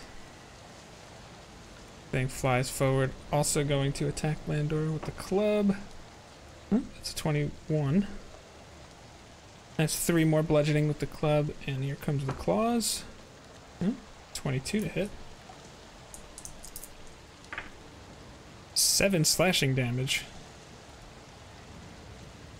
This one already attacked Daisy and missed. This one flies forward and attacks Daisy with the club. That's a 17 to hit, which does hit.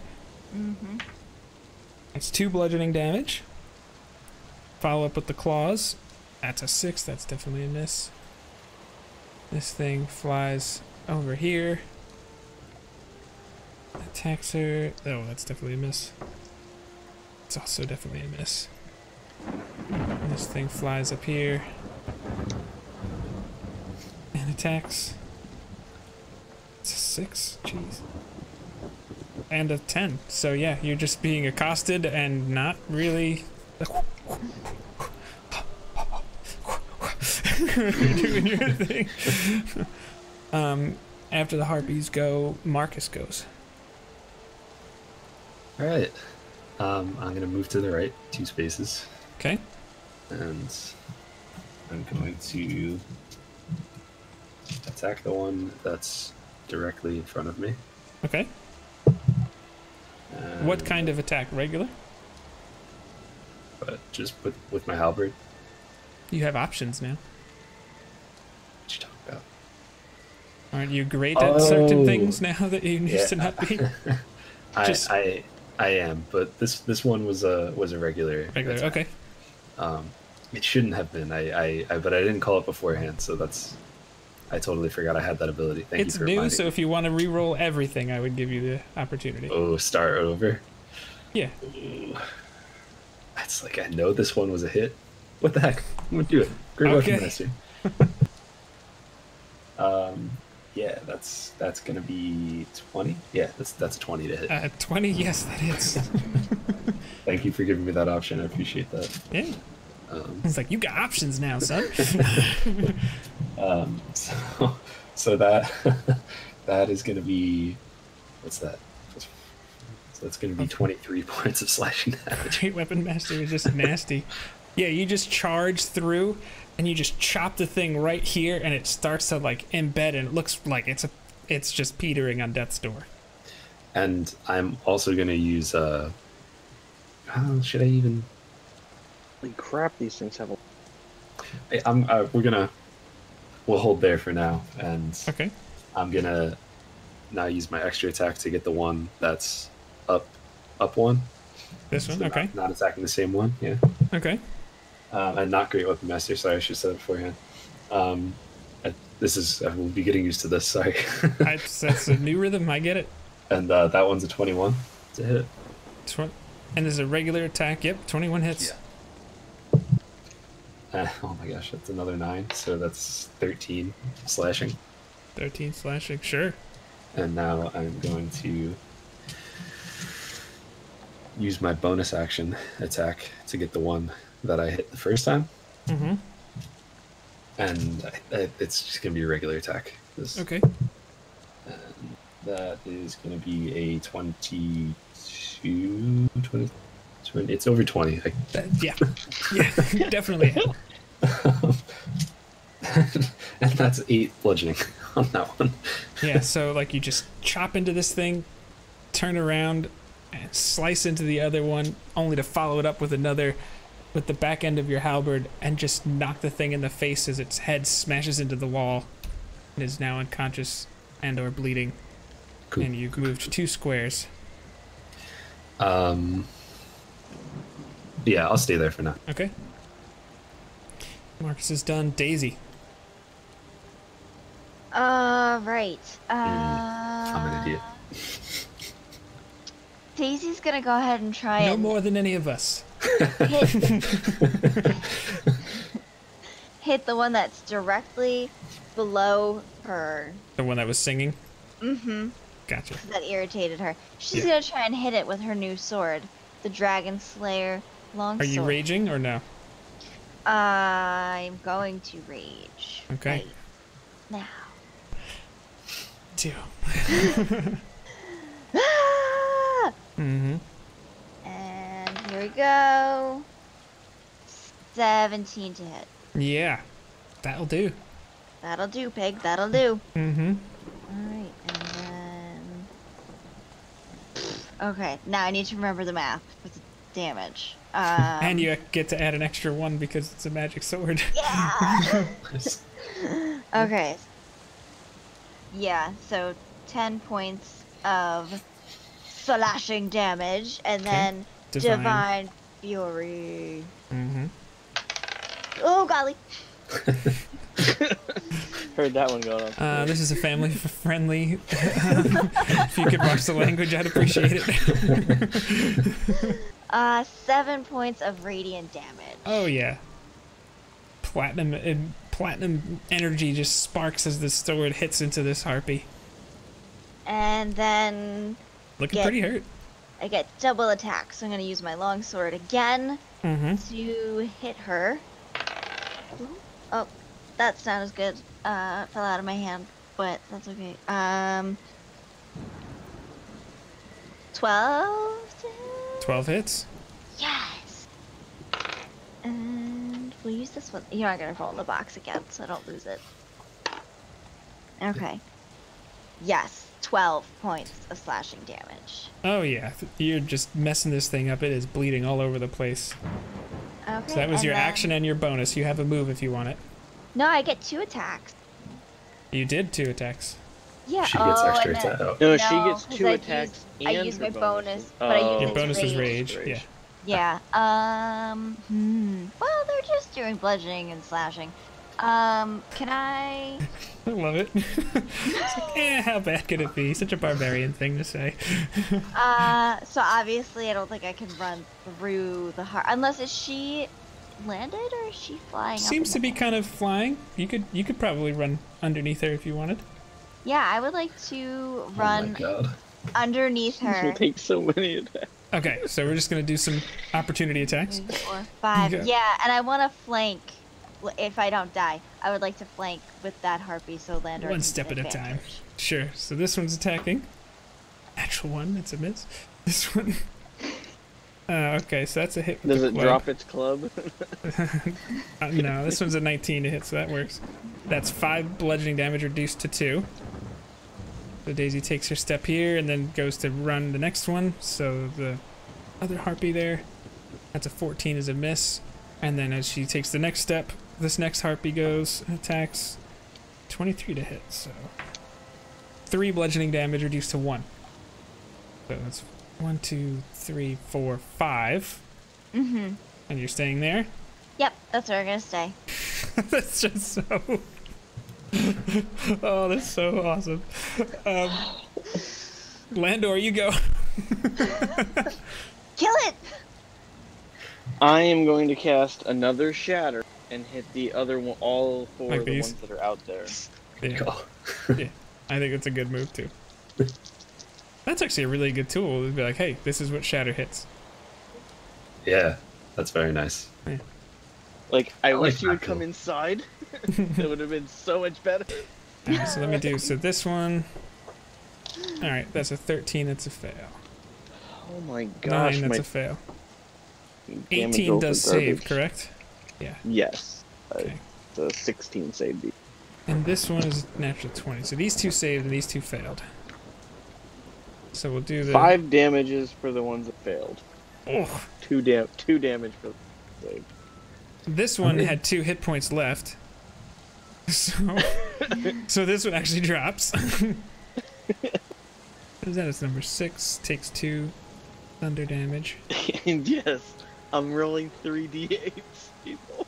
You need, my gosh. yeah. Oh, I'm sorry. That sucks. Both times has been terrible. So There's like- another pop of sound as thunderous energy just explodes, and this one just kind of falls, and her body hits the cliff and starts to just roll off. So that's your action. And I am going to. I'm gonna hit myself with a level 1. Oh no, never mind. I can't. Daisy, I'll give her bardic inspiration. She Okay. used hers. All right. And did you want to move at all, or Nope. okay? So this thing doesn't exactly like you casting your spells. It's going to attack Landor. Excuse me, 15, but I know that's a miss Okay, I'm gonna hit it because it attacks someone within 5 because it shouldn't have done that, and it's bad. feet. Yeah. Oh, You're a bad boy. Great Weapon Master. Okay. Girl. And I think all of my attacks until I use that Bardic Inspiration will be Great Weapon Master, just so you know ahead of time. Okay. That's a 15 to hit. 15 hits. Oh my god. See, this is the third 9 that I've rolled on this D10. So that's 23 slashing. Yeah. You just it just attacked Landor, only to then find its head lopped off onto the ground as the halberd just very cleanly moves right through it. And Marcus seems to be able to have a little extra oomph in his attacks. Okay, so this one is going to now charge Daisy. 3. That's a miss. Second attack. Definitely a miss. Okay. Hey, listen, Marcus, you could have pulled me inside. I couldn't have pulled you inside. No, it You wasn't. his used your turn. movement? That wasn't No, my turn. It was a reaction. That was just Sentinel. a I reaction to me see. getting attacked. 1, 2, 3, 4, 5, 6. Okay, it's going to attack Daisy. 9 misses, okay. Alright, 23 hits Yeah. on the claw. That's 6 slashing damage, reduced to 3. And Marcus goes. If only I had rolled better on initiative. Alright, well, would I be able to like go 1 to the right and then go down 1 to the right? Like this? Yeah, or was that not possible? Yeah, I would say because it's kind of hovering and you're taking advantage of some of the movements they've been hampering Daisy. I would say sure. Okay, sweet. Yes, I'll do that. Okay. And then I'll attack that one. Okay, with advantage. Is that where you get plus 10 damage? Yeah. That's gonna be a 20 to hit, not natural. That hits.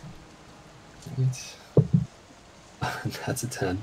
So that's 24 slashing damage. It was pretty healthy.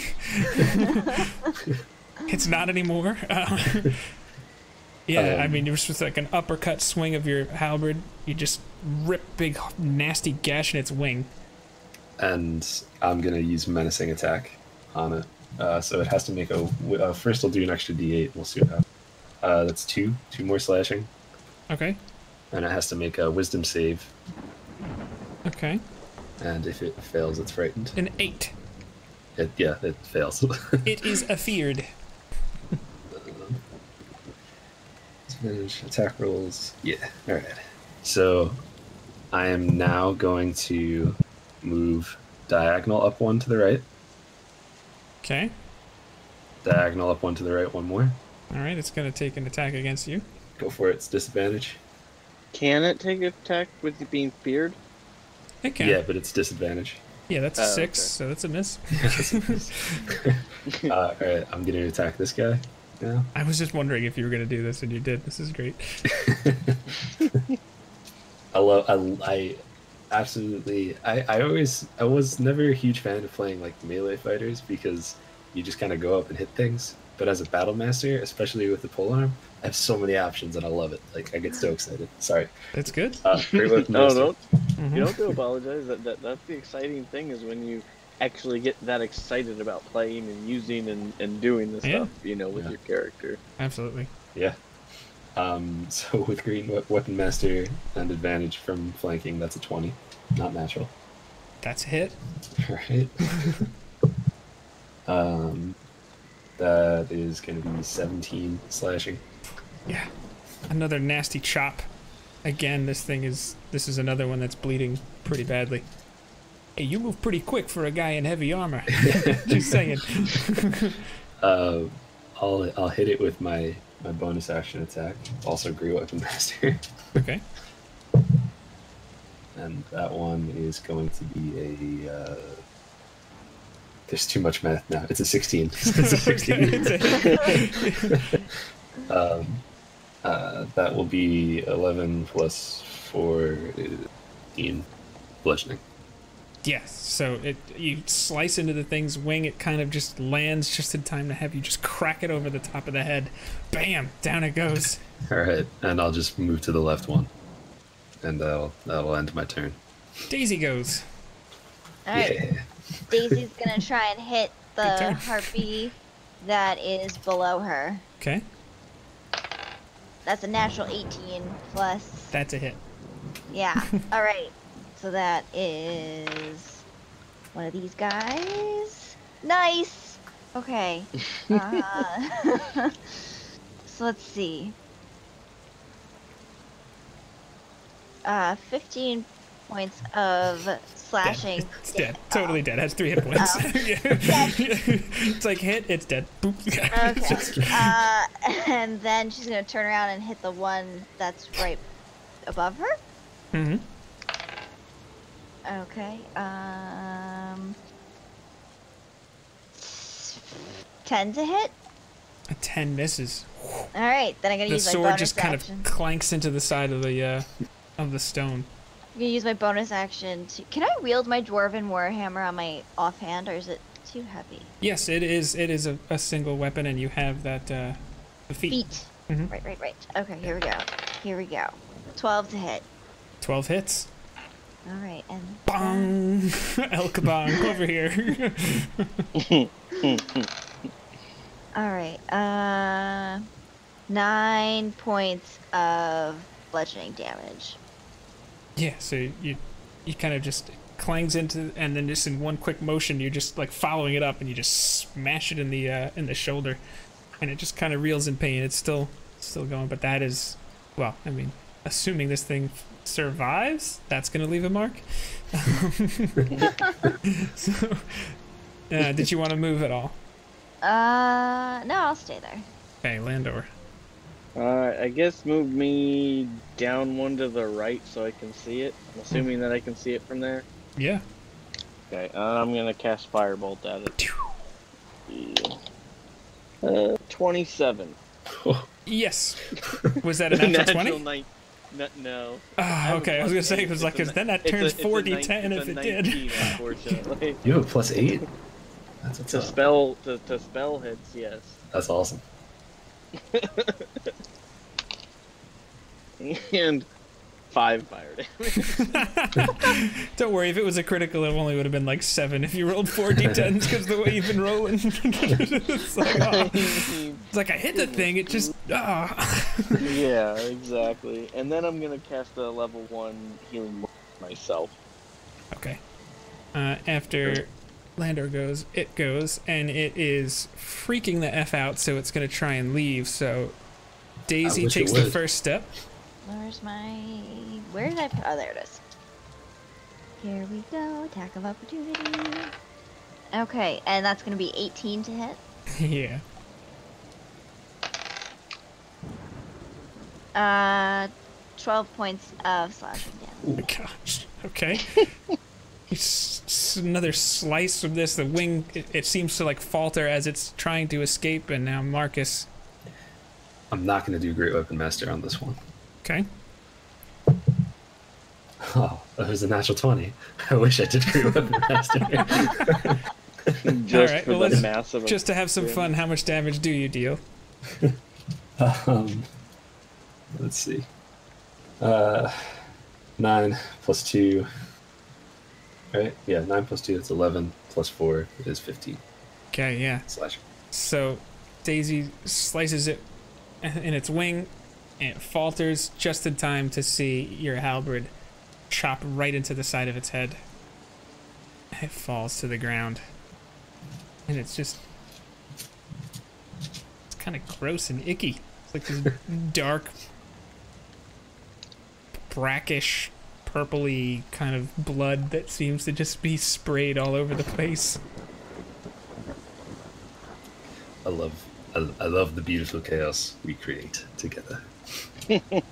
How's everybody doing? I'm doing pretty decent. Daisy. Marcus, are you still full health? Yeah.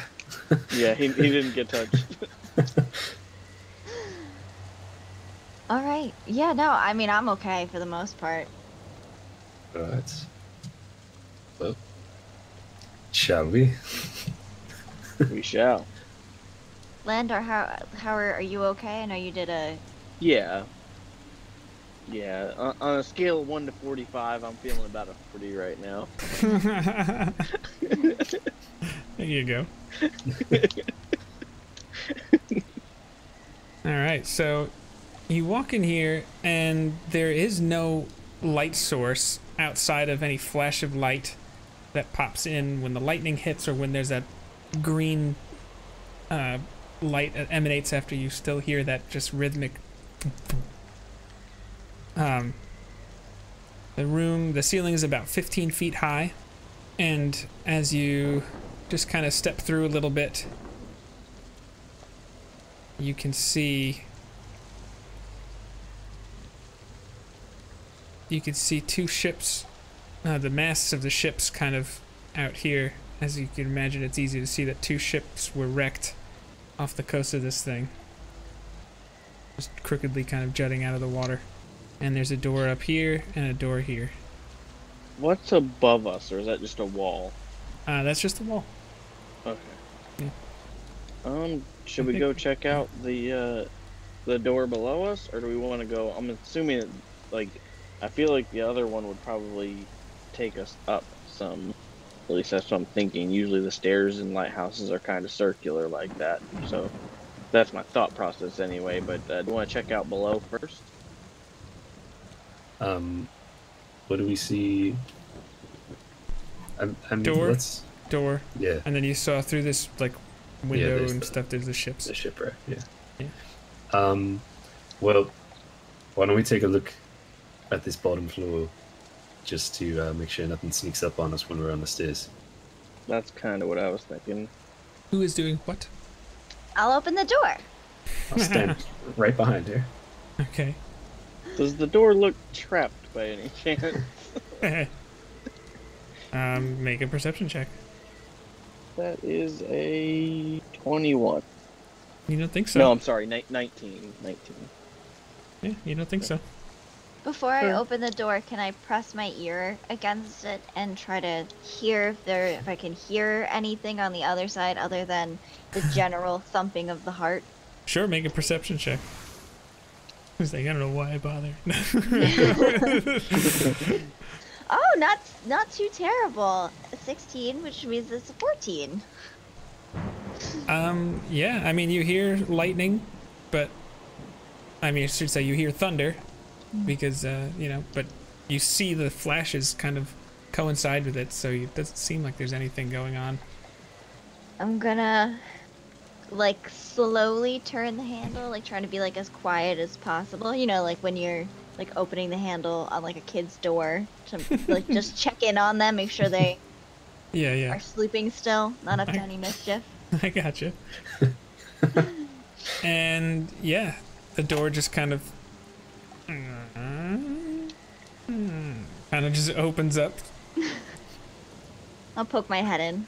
Go back to sleep. Yeah, and you see what looks like, let's see here. The walls of this 15-foot high room are adorned with frescoes that depict ships being tossed on stormy seas with a dark and terrible god looming above them and smiling. Set into the west wall is a dirty, salt-encrusted window. A stone altar with lightning bolts carved into it stands against the south wall, and a metal rod descends from the ceiling above the altar, splitting in two before it embeds itself into the stone. And you guys recognize the smiling figure as Talos, the evil god of storms. Yuck. Guys, there's more Talos junk in here. Can I step into the room? Does everybody follow? Yeah, I'll follow. Okay. Yeah. And through here you see more shipwrecks and stuff like that out. Does this look new? And a or door does it over here. does this look like it was recently hewn, or It definitely looks like it's been modified, like it wasn't the original intent of the lighthouse.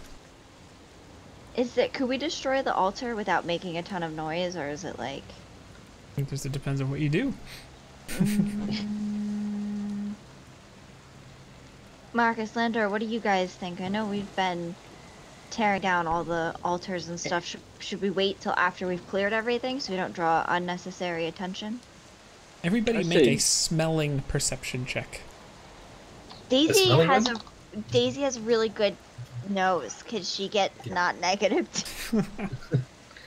It's a 16. Okay. Oh, It's a 23. I rolled an 18, so I got So- a 16 also. All three I of mean, you smell intense, like ozone, like it's normally when there's like rain, there's that smell. It seems to be much stronger in here, and the closer that you come into the room, the more like it feels really apparent. Would this be a reflection of at all of like, the smell after the boar disappeared? Yeah, there's definitely similarities, I would say. Well, I mean, I say take your warhammer to the altar and see what happens. When it comes to noise, I mean, I know that it's a lightning storm out there, but I cast 2 shatters. I'm pretty sure people know we're here if they're paying attention at all. We did just fight 6 harpies. Like, Yeah, I say bring it on. they were pretty loud, shrieking. Okay, all right. And when it sang, you started chasing after it, singing along too. So I don't. You probably heard that. Nasty thing. Nonsense. I would never do that. You do alright. sing quite loudly. Can I I'm gonna take. I don't know if I want to use my dwarven warhammer. I don't want it to get messed up. I'm gonna use my regular warhammer and just demolish this. But if I can, I would like to time it so like there's like a flash of lightning, and then like I smash it, like trying to like time it with. The old difference between the speed of light and the speed of sound. I see. Yep. Nate would be so proud.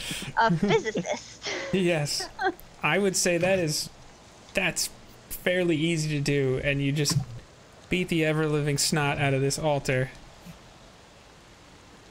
and you start to reduce it to bits of rubble. I mean, how long are you going to be working on this thing? Just enough where like it doesn't, where like anything that resembles Talos or like things that might be to worship. Thinking more like to defile it in a way, if you will. Yeah, for lack of a better phrase. You said that the altar didn't look like it was originally set up to worship him, so I don't want to ruin it should someone else want to use it for its original purpose. Does that make sense? Okay. Sure, yeah. So any like things that are like iconography that's Talos related, you're just reducing to dust and rubble. Yeah. Yes. We're agents of the Thalmar. There you go. They don't like Talos worship here in Skyrim. Yeah, easy enough. You do notice actually when you hit the thing, there is one point where electricity seems to just kind of linger on your warhammer after you hit it for a little bit. And it just seemed a little strange because you kind of didn't expect that, but and it just seems. Is your warhammer now electric? I don't know, Landor. Try touching it. I'm like, here. I'm good. I'm good. You sure? Just put it a little bit further towards him. So let's go into the other room now. There is Okay. a door to the south if you were interested. Oh. Yeah, I'll open it. So Marcus goes up and opens it. I'll be Sure. right behind Marcus. Okay. But Not that I have the reach that he has, but right there. just make sure we're not all standing in a line. Like that. Like this? This is what you want to do, is what you're saying? Actually, how do you want to vary this if you do? I'll move me over one to the left, just because. Okay. So you open up the door, and you see the ledge that you could see from outside. Mhm. There does seem to be a 3-foot high stone, kind of like a fencing or railing, if you will, around it. And then there seems to be just like various nesting areas with, actually roll a nature check. All if you can, I guess. 8. 17. 13. Okay. Yeah, Landor and Daisy are quick enough to put together that this is probably where the harpies were living. Can I search the nest to see if they like collected anything of use? Sure, yeah, you come through. Absolutely. You find actually a lot of knickknacks and junk, but you do find a vial with looks like a palish blue liquid that seems to just have some bubbles that seem to just kind of come out of nowhere, continuing to go from the bottom to the top. All right. Does it have a wand? Yes, exactly. All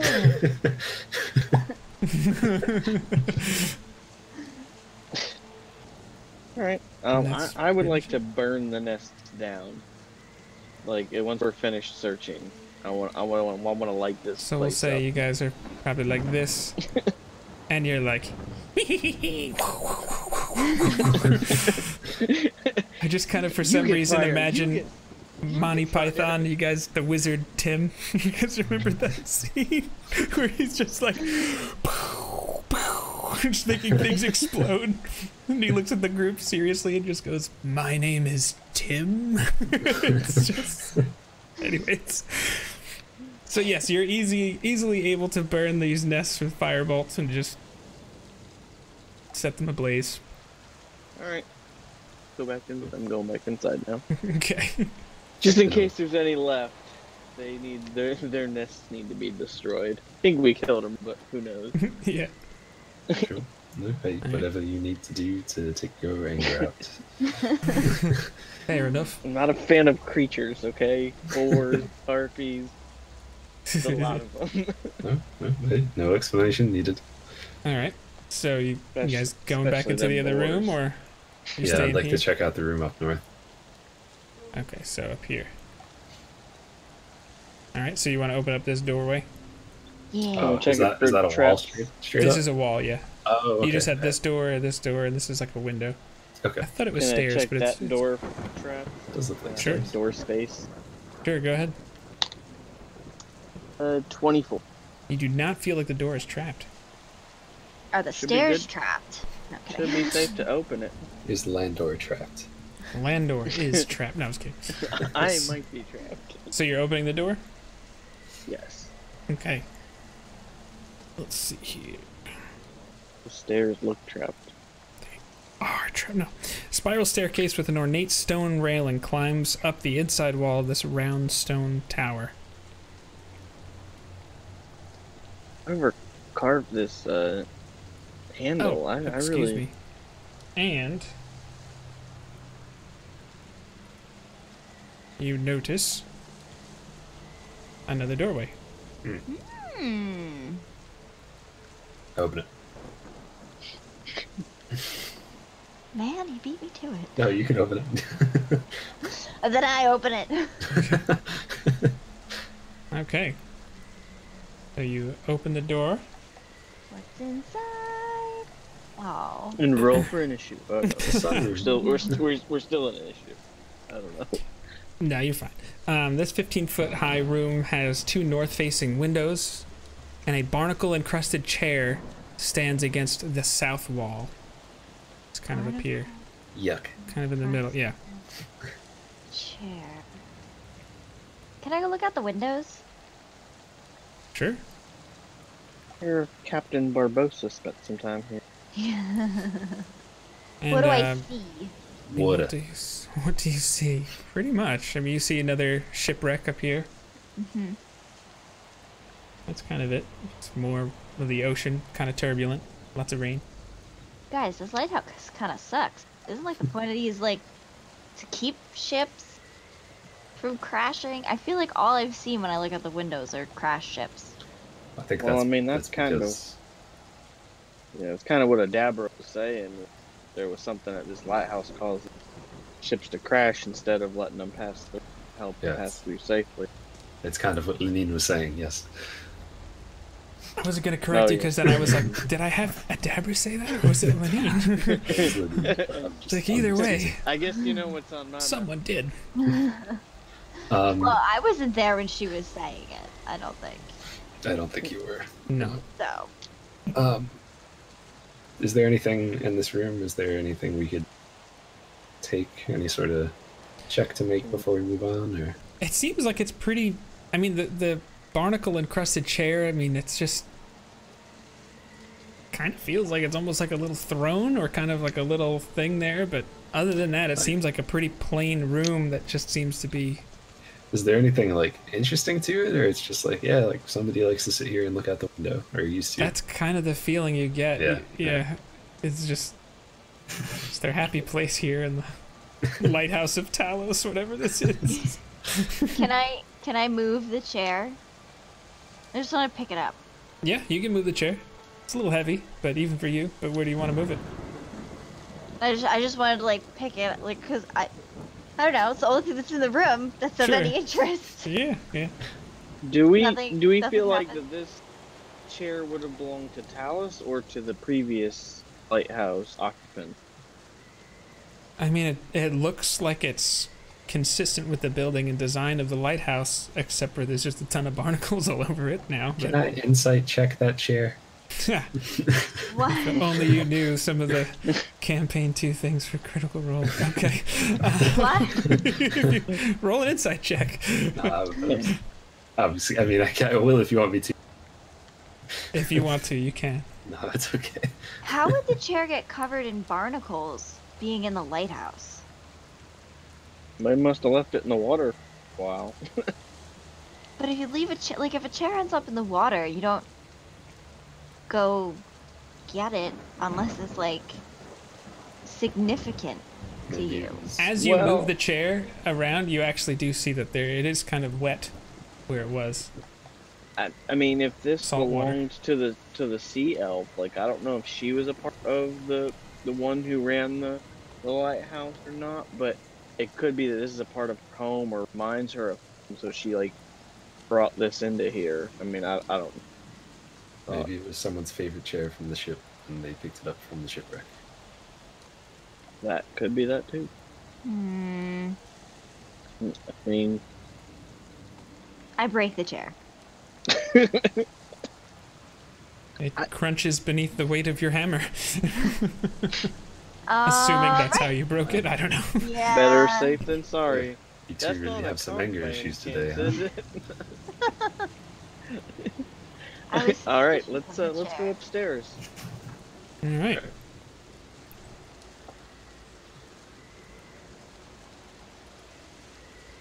Let's see here. Whoa. You always throw me off when like it's you move to a different section like that. You're like, no, As no, I'm we didn't always- do that. What's the Well, marching not, order? not even that. Like I'm thinking like you're moving enemies that are like coming in from behind us, and I'm like, oh, all right, let's see. What do you have? What's going to be the marching order? I'll go first unless one of you wants to go first. I can go last. I'm fine with going first or second. I don't care. I just not last. I'll Okay. go last. I'll go first just because, Marcus, you have more of a reach than I do. I need to be right next to them. Okay. Makes sense to me. So we'll just say right here is it's circular room. Oops. And there's a set of I'm sorry, a single doorway right here.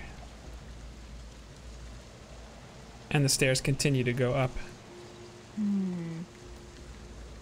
Do you guys want to look in the room, or should we keep going up the stairs? Might as well look in the room. All right. Daisy's gonna open the door in the same manner that she did downstairs, checking for traps first, and then listening, and then slowly opening it. Sure. Go ahead and roll perception or investigation. I think it's fine. Investigation, There you go. investigation There for you go. sure. Oh, jeez. Investigation. All right. 8. Oh my gosh. All right. I rolled a 3. You do not feel as though this door is trapped. Okay, I'm gonna Alright. press my ear against it and see if I can hear anything. Roll a perception check. Alright. Really? Okay, so... Oh. Shh. Sorry.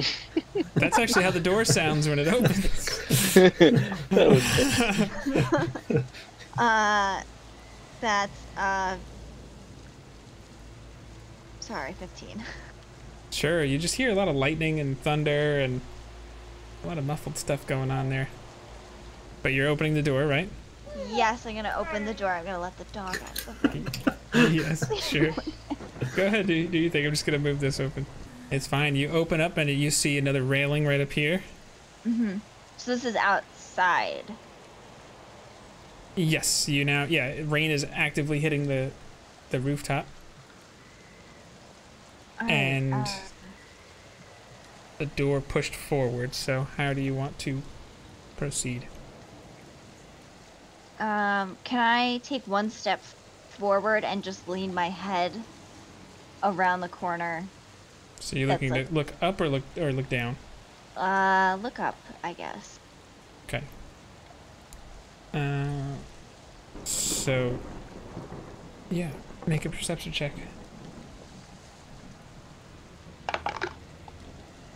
14. Okay.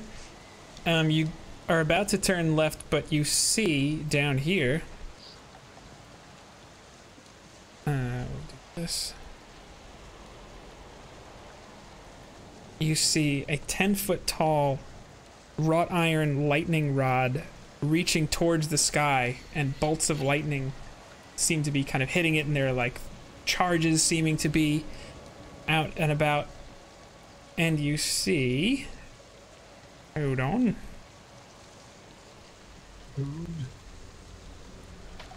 you see another one of those half-orc priests who is flanked by two very heavily armored orcs.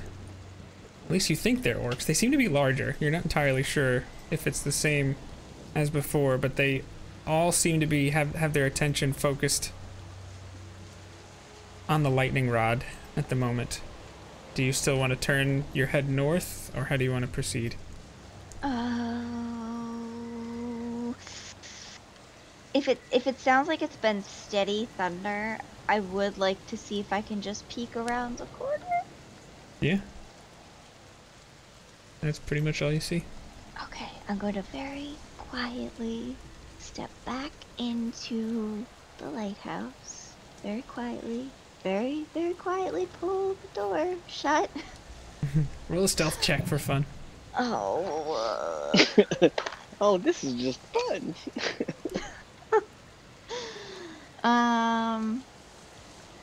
11. Okay. Yeah. There's one of those priest half-orcs and two very, very, very, very large. Looks like they've been eating almost too well. Full-blooded orcs. Do you guys want to go? Yeah, they both look like they are like shack tall, like 7.5 feet, like big boys. I'm all for going out there, but I wanted to make sure you guys were for that too. Makes sense to me. Yeah. Do we have a... Do we want to plan anything? Get anything ready?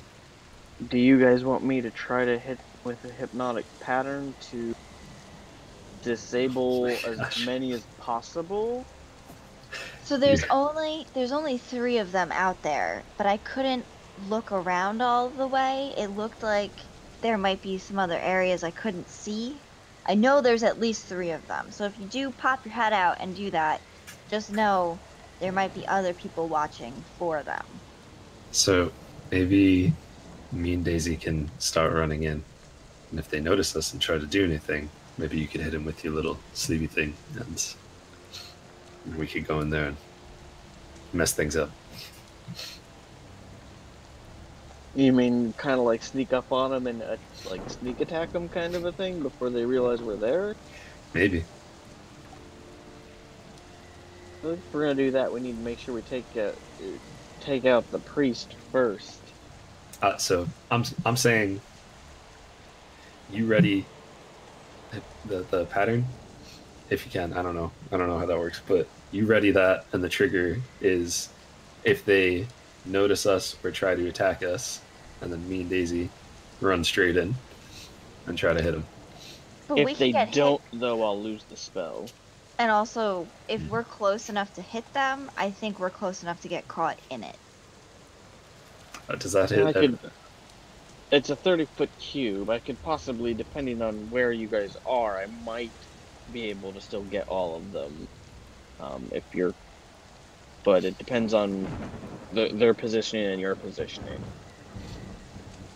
So whatever you guys think is best, but I think we need to kill them. I mean, we could just try to attack them. Let's do it. Let's do it. And have like a surprise and try to see if we can sneak attack them, maybe to get a couple extra hits on them. Sure. Trying to sneak attack them. I'll try to run in last because I don't wanna, I'm not the sneakiest. I don't want to get you in trouble. Should I give you the boots? Sure. I'm not gonna say no. It might make you a little less clanky. Alright, I'm gonna give Marcus the boots. Daisy's gonna quiet rage before she runs in. That's gonna be her first thing, so she can run in and then do 3 attacks on her surprise round, if that's okay. Let's just roll initiative now, and then we'll just Okay. all hand it in as in combat form. That's a Oh natural my one. gosh. I got a 7. I got a natural 1. I got a 6. Just give me totals. All right, so Daisy, 6, 7 for Landor. Marcus is what, a 2? 2, yeah. I rolled terrible. I still am first. Okay. Can I still have my bardic inspiration, or that's gone? It's probably gone. Yeah, I think you could. I feel like Oh, we yeah? haven't spent that much time. I think it's 10 minutes. Oh, Yeah, it's well, 10 if minutes. So He could use his, I would like to use mine too.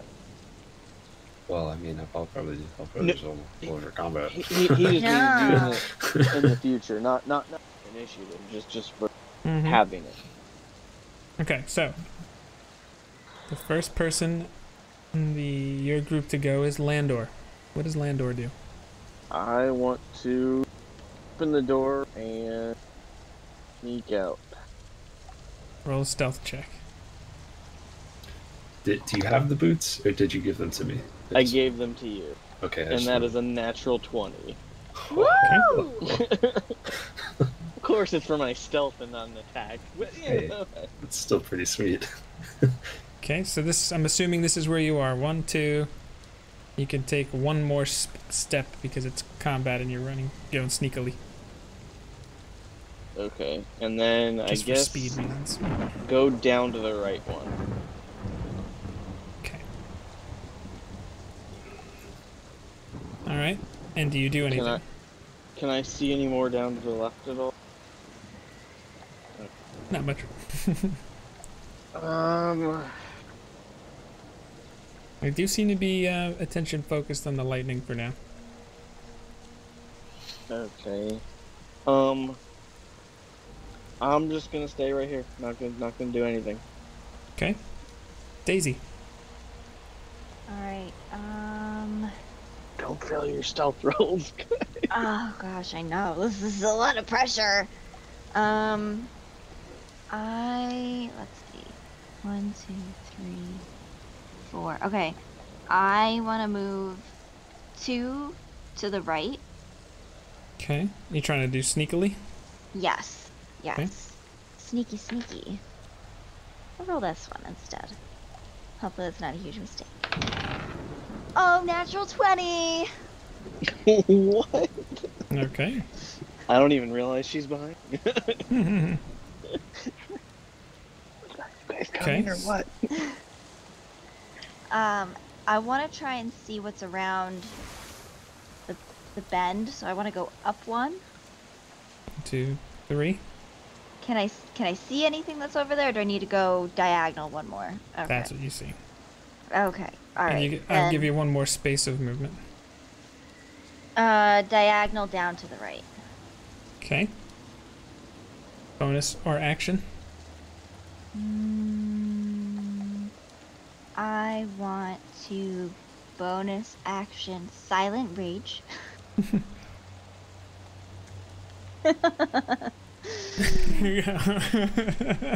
And can I...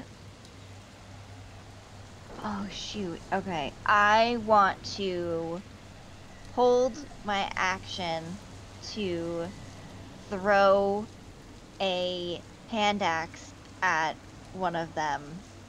Pick one. The one that's straight down for me, because I think that's not a disadvantage, right? Is it? Nope. Okay, yeah. And so, what is your trigger? Whenever Marcus attacks one of them. Okay. Marcus. You're muted, good sir. I said Marcus is gonna pull a Daisy. Yes. Clang, clang, clang, clang, clang, clang. Pretty much. Oops. Okay, I mean, well, how were you doing things? Were you giving half movement for stealth? or what was? Yeah, going on because there? it's kind of the way that works. If you're trying to Yeah. be sneaky, it's half movement, and Yeah, then that's if fair. you're going, it's full. All right. Yeah, I'm going. What? All right, so we got one. Well, what? Oh my god. What do you want She me to do? raged. She raged. All right, so 1, 2, then what? You're killing me. Here's the You're thing. gonna get me killed. I'm assuming 3. I'm I assuming figured we could No. get a surprise attack on him and be ready for it, and now I just wasted my turn.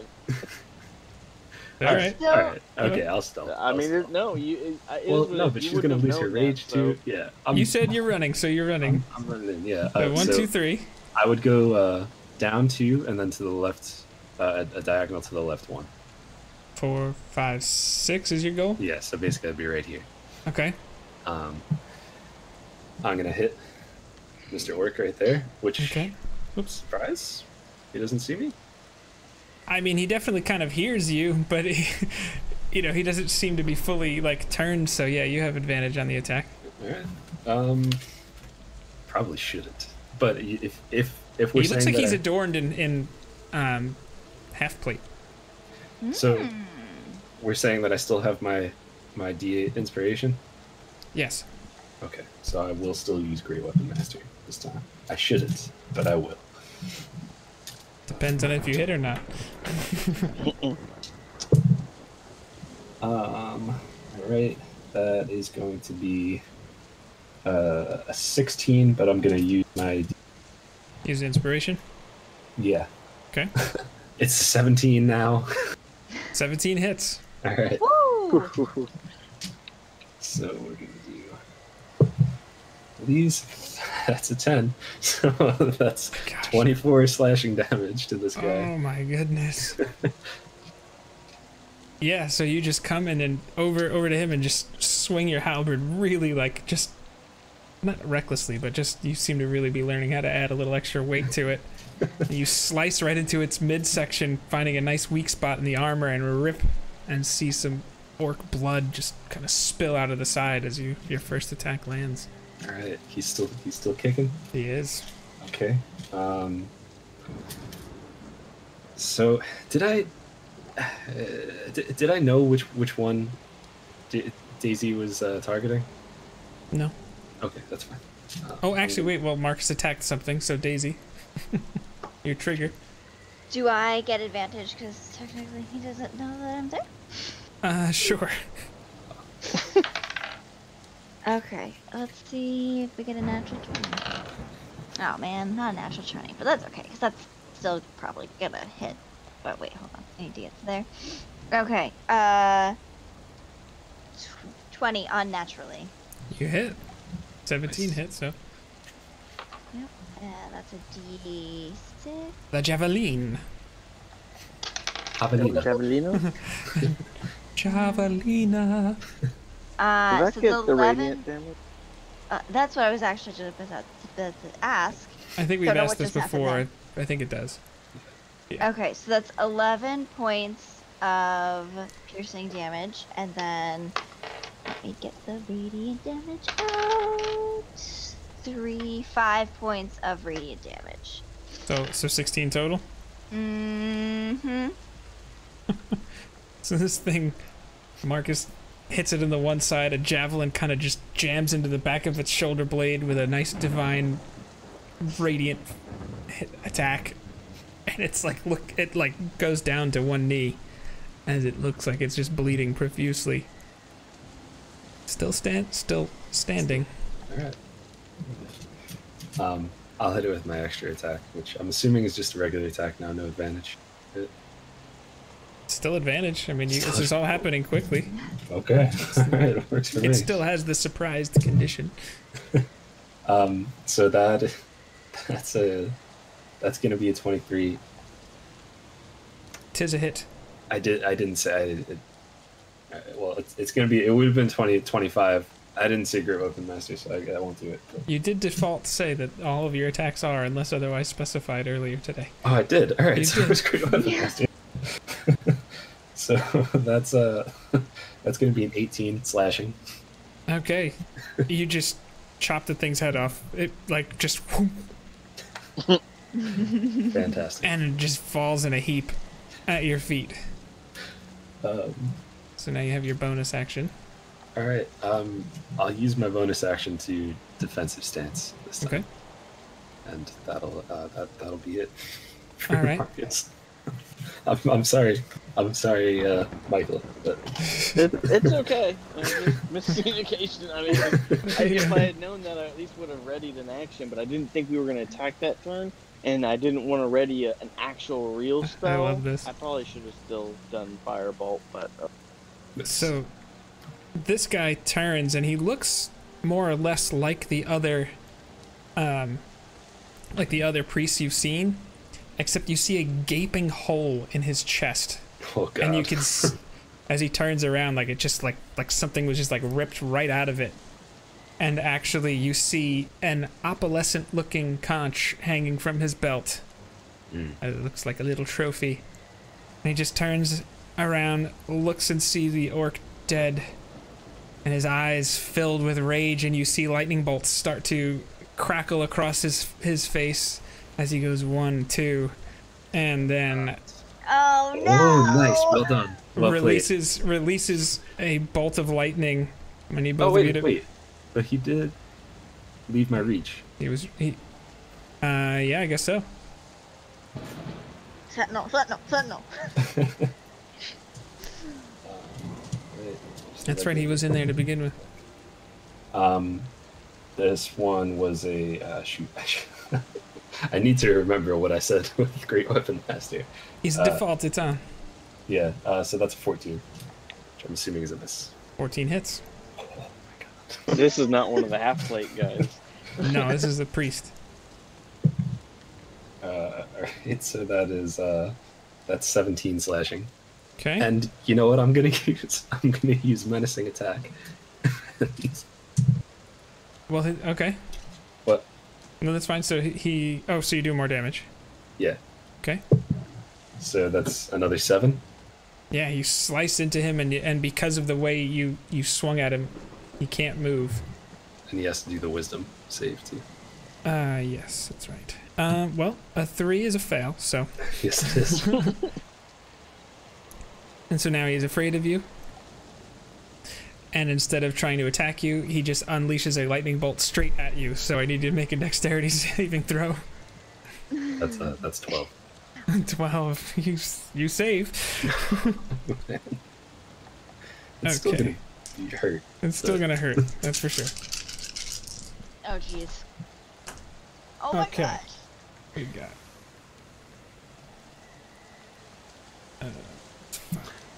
I think he's still able to 26 lightning damage reduced to 13.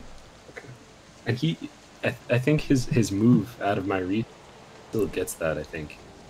But he just can't move after that. So he's like that, but he stopped, you're saying? I think so. I mean, like, I guess that's up to you, but Yeah, that's 'cause fine. I think it's Either way, the lightning just kind of goes wham right into the wall, and Landor's like, whoo, as it comes close. Yeah. And that's going to be it for him. And then this thing just picks up its great axe and just looks at you with rage in its eyes as it charges after you. So that's one step. and Great weapon master. not doing it. It's a 15 to hit. I'm sure is a miss. Probably 16. Right. It just kind of clanks off his armor as he just moves in, All right. and he raises his great axe to attack you. First one is a 17, just misses. That's a miss. Yeah. And he swings the axe again. That's a 22. That's gonna hit. That one hits. Yeah. Okay. That is 14 slashing damage. As he takes a nice chunk after you. Parry. Yeah. I'll. No, I'm not gonna do it. Okay. And the enemies are done. Landor, you go. Oh, All right, I'm gonna hit. That was 14. 14 slashing. Okay. Yes. Sorry, I didn't mark Gonna that. hit Daisy with haste. Okay. Oh boy, what does that mean? Tell her all the things of the stuff. You get your speed is doubled. for movement. You get a +2 to your AC. You get advantage on all dex saving throws. And you gain an additional action on each of your turns. Oh. But that yeah. action You can must be only used. be used to take one weapon attack, though. Dash, disengage, hide, or use an object action. So it doesn't give you 2 more attacks. You just get one more weapon attack. Mm-hmm. So that brings my total attacks to 4?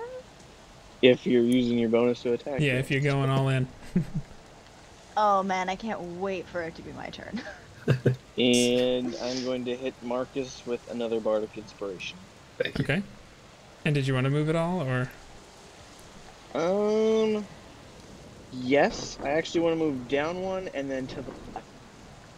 Or actually, down 1. Or you mean like this and then this?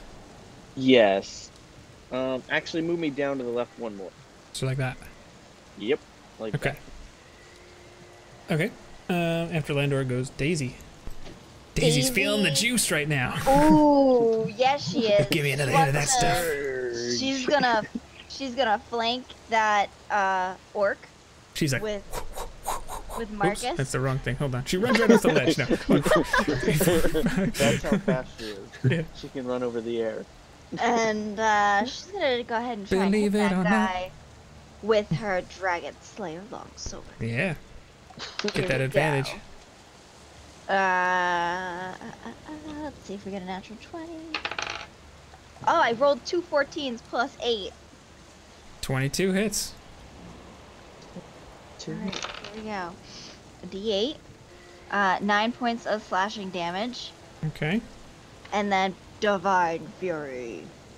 She's angry. It's furious. Oh! 8 points of radiant damage. So 17 all day? Mm-hmm. Yeah. Just starting to mess this thing's day up. It charged at Marcus only to see this little speedster gnome come and just starts hacking and slashing.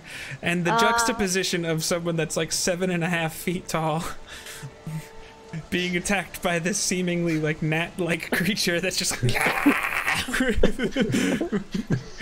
Alright, Daisy stab! yeah, pretty much. Alright, Daisy's second attack. Mm-hmm. 21 to hit. Yes, that does the job. Right. This is also with my Dragon Slayer longsword. Mm-hmm. That kind of sucked. 8 points of slashing damage. Okay. Alright. Carve and into then- it and you see a little bit of orcish blood spill from his, we'll say his calf, because I'm guessing that's about what you can reach. I love spilling orc blood. And then she's gonna take her hasted action to Make use another. the Dragon Slayer longsword again. Mm-hmm. Alright, that was a natural 18 plus 8. So I think that'll hit. Yeah. Oh, yeah. And then another D8. Oh my gosh, it's the second one that I've rolled on that one. 6, 7, 8 points of slashing damage again. And then she's gonna use. Wait. Still he's- standing. Okay, and then she's gonna use her bonus action to hit him with her Dwarven Warhammer. Okay. Or try to. Fair enough. 23 to hit. Yes. An advantage does wonders. Right. And then, oh, I should roll again to see if I get a natural 20. No, it's even. Just to make sure. Nope. All right. Okay. Oh, I dropped it. 8 points of. No, wait. 10 points of bludgeoning damage. No, because she doesn't get her strength. Sorry. No, she does not. 6 points of bludgeoning damage. Okay. So this thing That was- charged Marcus and has all his attention, and she just comes right up behind him, just like ding, ding, ding. It's just like, and this thing just seems to be bleeding profusely out of his leg, still alive somehow, but is like just his day is not going well at all. Goodness gracious me. Does Daisy do anything else? No, Daisy I don't wants think there's to much give. else you can do, but Well, Daisy could leave and go face off with the other guy, but Daisy wants to give Marcus advantage when he attacks, because she's assuming he's going to attack the guy, so she's going to stay there. Nope, I'm leaving. No, I'm just kidding. All right, Daisy's done. Marcus goes. All right. Yeah, that's what I'm gonna do. I'm gonna attack it. Great Weapon Master. Did oh, he gave me. But you do have advantage, also. Remember. Doesn't matter. Natural 20. Woo! Here it comes. This guy's got Not 3 hit gonna be points alive left, long. so you can just have as much fun with him as you want, I think, right now. Oh man, that's 2 7s. So that's 14, 24, 28 slashing. Yeah, how do you want to do that? Because It's I mean, like he can almost barely stand thanks to Daisy's like. you got this. All right, yeah, just 1 slice, 2 slice, 3 slice, smash, and and all of a sudden he just kind of is like standing there, and he just gets weak at the knee, kind of hits the ground, and as his knee hits the ground, his kind of like face is kind of right there with you. Maybe you're a little taller at this point because you're a big guy, and you just take that halberd and just stab it right in his face. Just Sweet. and kick him off your halberd, and you still, yeah, that was one of your attacks. So Nice. All right. I'm gonna move up or move down 1, so that I can hit him. And I think I'll probably use my second wind right now to. okay. Yeah, I'll use my second wind just to. So. How long does haste last for? A minute. 1 minute. 1 minute. It lasts for so I your got rage, basically. 6. Yeah. And then you get tired. Yeah. Once, just so you know, once it does wear off, you lose a round. Okay. That's the one negative thing about it. So I heal for 9, Okay. and now I'm gonna go up to boy over here and. Getting in his face, you're keeping your distance. I'm gonna stay right there. Sorry, and Okay. I'll just hit him. Now, if he's frightened from me, do I get advantage, or that's just still? I believe the frightened condition does do that. Disadvantage on ability checks? No. Okay. It can still defend itself, normally. Okay, that's fine. So that Is it- It's great weapon. Yeah, unless I say it's not great. No, I was Still gonna good to ask say something it, else but about the nonetheless. fear, but- Yeah, I will. Sorry, I'll. It's very new. I'm sorry. I understand. So yeah, great weapon master. That's a 19. Yes, that's a hit. You guys are just not rolling poorly on anything right now. No, we're not. I just rolled a 10, so that's 24 slashing. Oh my word. Except for my damage roll, which is Yeah. why I gave haste. Yeah, I he's... have a question about inspiration. Can I use that to up the damage points, or is it just help me? No, I hit? think Valor Bards can do that, but Lore Bards cannot. So, That's pretty sweet. so yeah, that's a nice big chunk of damage, and he is bleeding nicely right now. And you know what? I'm gonna action surge. Just Oh, why wouldn't I? Great weapon master. I don't know. That's 21 to hit. Yeah. That's 6 plus 4. That's 20 slashing. Yeah, how do you want to do that? Because Yeah, so it's because like- reasons. my favorite part of all of this is this is all taking place in 12 seconds. Yeah. Just ka-ching, ka-ching, ka-ching, ka-ching. Yeah, that's literally what it is. It's just like have you ever seen you played Super Smash Bros. When you get the hammer? Yeah.